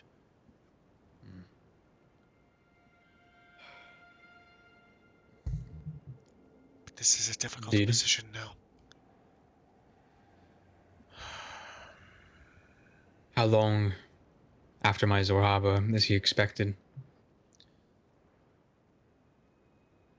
Hmm? How long is Ashlan expected after my Zorhaba? He is How long until he arriving arrives? in 6 days. In 6 days. He shall be here for your Zorhaba. It is Very the well. reason that he moves. Does your father know? Have you slipped the information to him? No. No. You have not been away from my side. You wouldn't have. No. Do you think he knows? Perhaps. If he does, If not, then it will be a perhaps. surprise to him. If he does, then this move has been made, perhaps to separate the two of you. I did not think of that. Well, if he's arriving on the day of my Zorhaba to be there, and I'm not to leave till after my Zorhaba, then we won't miss each other, will we? No. But you will have that moment to connect, and then there will be no moment for rapport afterwards. You will be on to the next duty. And who says he cannot come along with me? If there are to be battles on the northern steppe, then fields will have to be sown. At that, your Rama nods. An oversight, an assumption. You are correct. He could attend with you, if that is his will. Yes. Again, you will have to tell me more of the man when we have the free time. There will be time. 6 days of time. But a few of those days must be allotted to the stone. You have not yet to master it.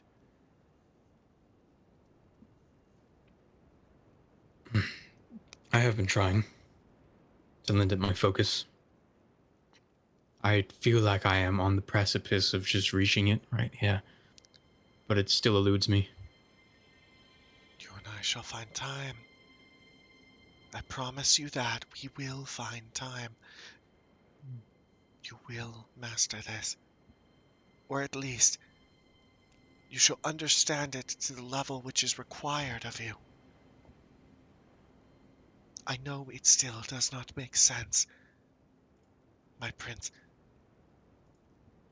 I understand that it is obscure and strange, but it is necessary. Its purpose has great meaning. Yes. Meaning I hope to gain in time, You though will. time is ever short. You will. I know I will. I have served you for 1,000 years.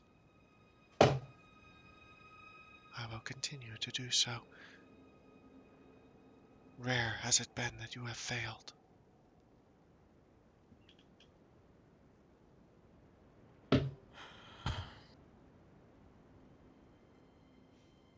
I'll nod as we continue to walk down the hall. The Rama reflexively seems to recoil at their own words for a second and then goes silent as you walk. Kotze chuckles then, deep and low.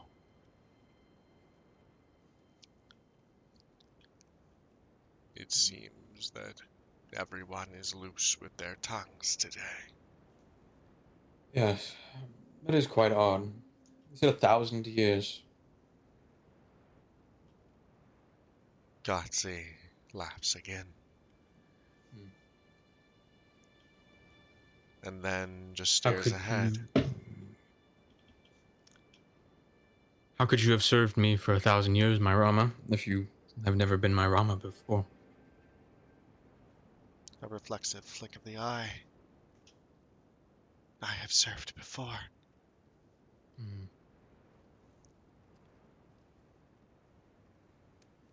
You have served before.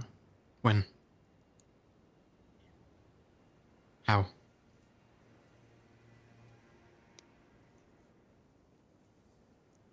They swallow and then.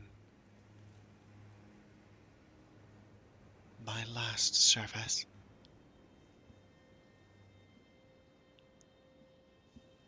was 3 bodies ago. But that was brief. And a failure. The moment was not right. Even the Masha misread the signs. So, what we're doing now, that was set to happen before, and that failed. The time was not right, nor the Time was not conditions right. met. You were not within the city. The last time when I truly served you. And that was not 1,000 years ago, was it? So you have served even before then, too. Yes. What of those times? Were those times also not right? Or... No. Those times were. But I was not Rama then.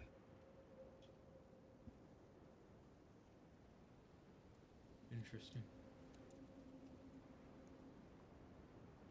We'll talk more about it later. The Rama simply nods, staring ahead, face a bit pale. I'll grin a little bit and continue walking down the hall to find my brother's door. Your kind do not drink, says Kotze as you walk. But yet you still have looser lips than most drunks. I thought the Goshani were all about secrecy, ancient pacts, destiny, and paths long planned out. Seems you're all just human.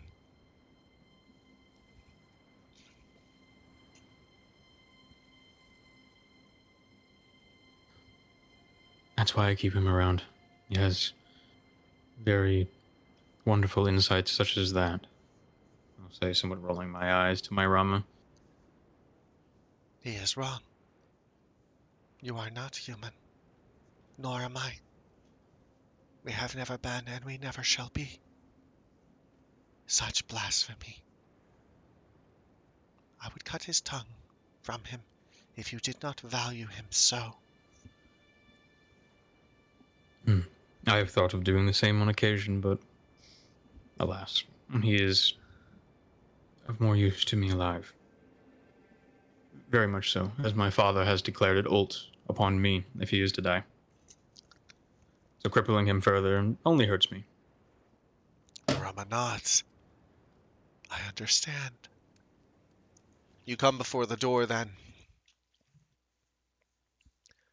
The guardsman is standing far more attentive than he has in past. As you arrive, he turns and bows deeply. The Rama speaks. At attention. Open the door. The man addresses the Rama then in the traditional way, lowering his eyes to the man's feet and then nodding in obeisance. He opens the door, allowing the three of you to enter. Halan Azar's chambers are not well kept at the moment. Things are askew. There is a sense of chaoticness within the room. Papers laid out on the floor and on the desk. One small wooden chair knocked over in the corner. The brazier is tilted at an odd angle, the coals in it not lit. The only light in the chamber streaming in through the window, sunlight, which finds itself falling onto the bed on which Halan simply lies staring up at the ceiling. When the door opens, he looks over, eyes narrowing, but then when he sees you, he sits up on the bed, holding his hands in his lap. Brother! Hello. I'll say, looking around his room with something of disdain for its conditions.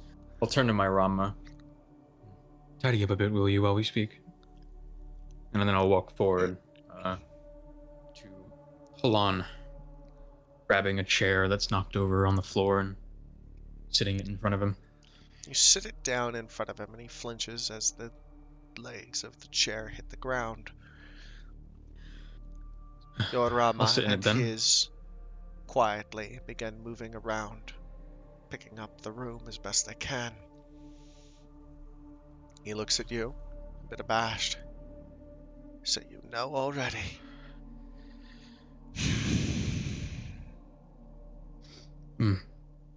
Oh, I know everything, brother. So leaning in with somewhat of a sheepish grin. Don't goad me. I've had my men removed from my service. Now I am to look after colliery staff and Koshani's servants. No place for a conqueror. No place for a warrior. Miserable. Our father must be wrong in this decision.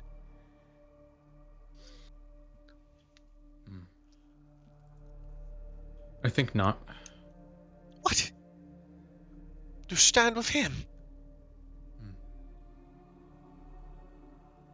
A conqueror is made by his conquests. A warrior is made by the battles that he wins, brother.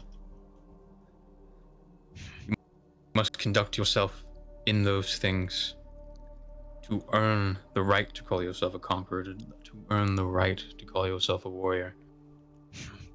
And you will have that opportunity in the future if you remain diligent. But I am not afforded that chance now. After my Zorhaba, me and you are to be sent north. He blinks. North? Yes. Fucking north? But why? What is there? Besides more Kerat cities and some stinking mountains and hills. The Miri of the 7th of the 4th have gone missing and have not reported back. Father needs somebody he can trust, me and you, to go there and find them. Someone he can trust. Yes. He seems to perk up a little bit at that and nods. Well then, why don't you say? We are being sent to get results. The results we will get. Yes. He has allowed me to pick out a handful of men from amongst the Tavrish and our own, and they will be joining us on this expedition, which you will lead. Yes, of course I will. He nods. Yes. And return, of course. He grins. An opportunity. We'll take this. We'll use it. No. I'll make sure of it. Yes. Have you selected men already? Yes. Good. I'm just awaiting a return word back from their commanders to see if they can be spared. But as soon as I do, they will be joining us. Good. This is good. Remember, brother, we are going there as scouts. We are going there to get information. We're not going there to conquer. We're not going there to bend the people of the steppes to our will. Unless that is what the Mirror are having trouble with, and then we will help them in that so they may return home. He nods. Yes. But outside of the shadow of Gerrit Khan. Yes. Good. I look very much forward to it myself. It weighs heavy on all our shoulders, especially our fathers. Everybody has been acting out of order in these last few weeks. I would agree. Yes. And I worry for our sister's health as well. The visions grow more and more strong, gripped over her, and she grows more and more weary underneath their influence. I pray for her health in the days to come. He nods slowly.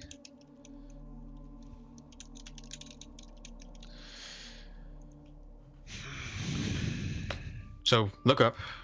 You have 6 or so days of dealing with culinary staff, and then we're going to leave. He Conduct nods yourself vigorously. like a fucking conqueror, pick up your room, and deal with these fucking problems, and then we will be off to make a name for ourselves. He stands up from his bed with a little bit more of a zip in his step. He moves over near to his Rama and then picks up some of the scattered papers on the floor, shuffling them together. The parchment the parchment making a rough noise as he slowly binds it back into place. Oh, and I'll say, standing and picking up the chair I was sitting on, putting it back in its place. I'm looking into some developments that I will hopefully have news of soon. In regards to the West Quarter, there have been a number of people that have taken debts out of prominent moneylenders. All those moneylenders were sent to the colonies, and those debts were washed away. But all of that money that was taken, set to be used for things to help these people in whatever way, it's just gone. Say, for example, a barkeep took out a lot of money to refurbish his bar, buy new cups. The money that he took out for these things was not put into helping his bar. That money has just disappeared. I think it's possibly connected to all of these merchant dealings, and I'm going to look into it further. Do you think it's by chance that the lenders were sent to the colonies? Or just luck? I don't know. I wonder who selected for all of those to be rendered to have been rendered. Who was the one who picked those names out? That would have been Prince Scallion. I wonder then. how all of it's connected, because it is connected, and what games are being played here. Keep the bigger picture in mind, brother, as we look into this. He nods. Hmm. Now, thank you for the good news. I think I have well, thoughts to clear. And, well, as you said, the room's a bit of a mess. Yes. Though we might not be able to get this problem done with before we leave. If you have any more developments, bring them to my attention and I will take them to council with me. Yes. Yes, of course. He nods more vehemently. That would do well to impress father. Show some results. Very well. The opportunity we're looking for, it comes here in the future, and we'll be ready for it. I leave you now, unless there's anything else you have to say. He shakes his head. Not that I can... Well, I have things to think on. This news is gladful. I express my gratitude for what you've done thus far. Always, brother. I am always at your side. We are two souls bound together to help each other always. Never forget that. Allah nods, smiling. The Rama I'll see you stands at up. my Zorhaba. Yes. 7 days' time? No, 6. 5 now, I think. The Rama moves to your side. Gotzi still hovering near the door, his hand on the frame.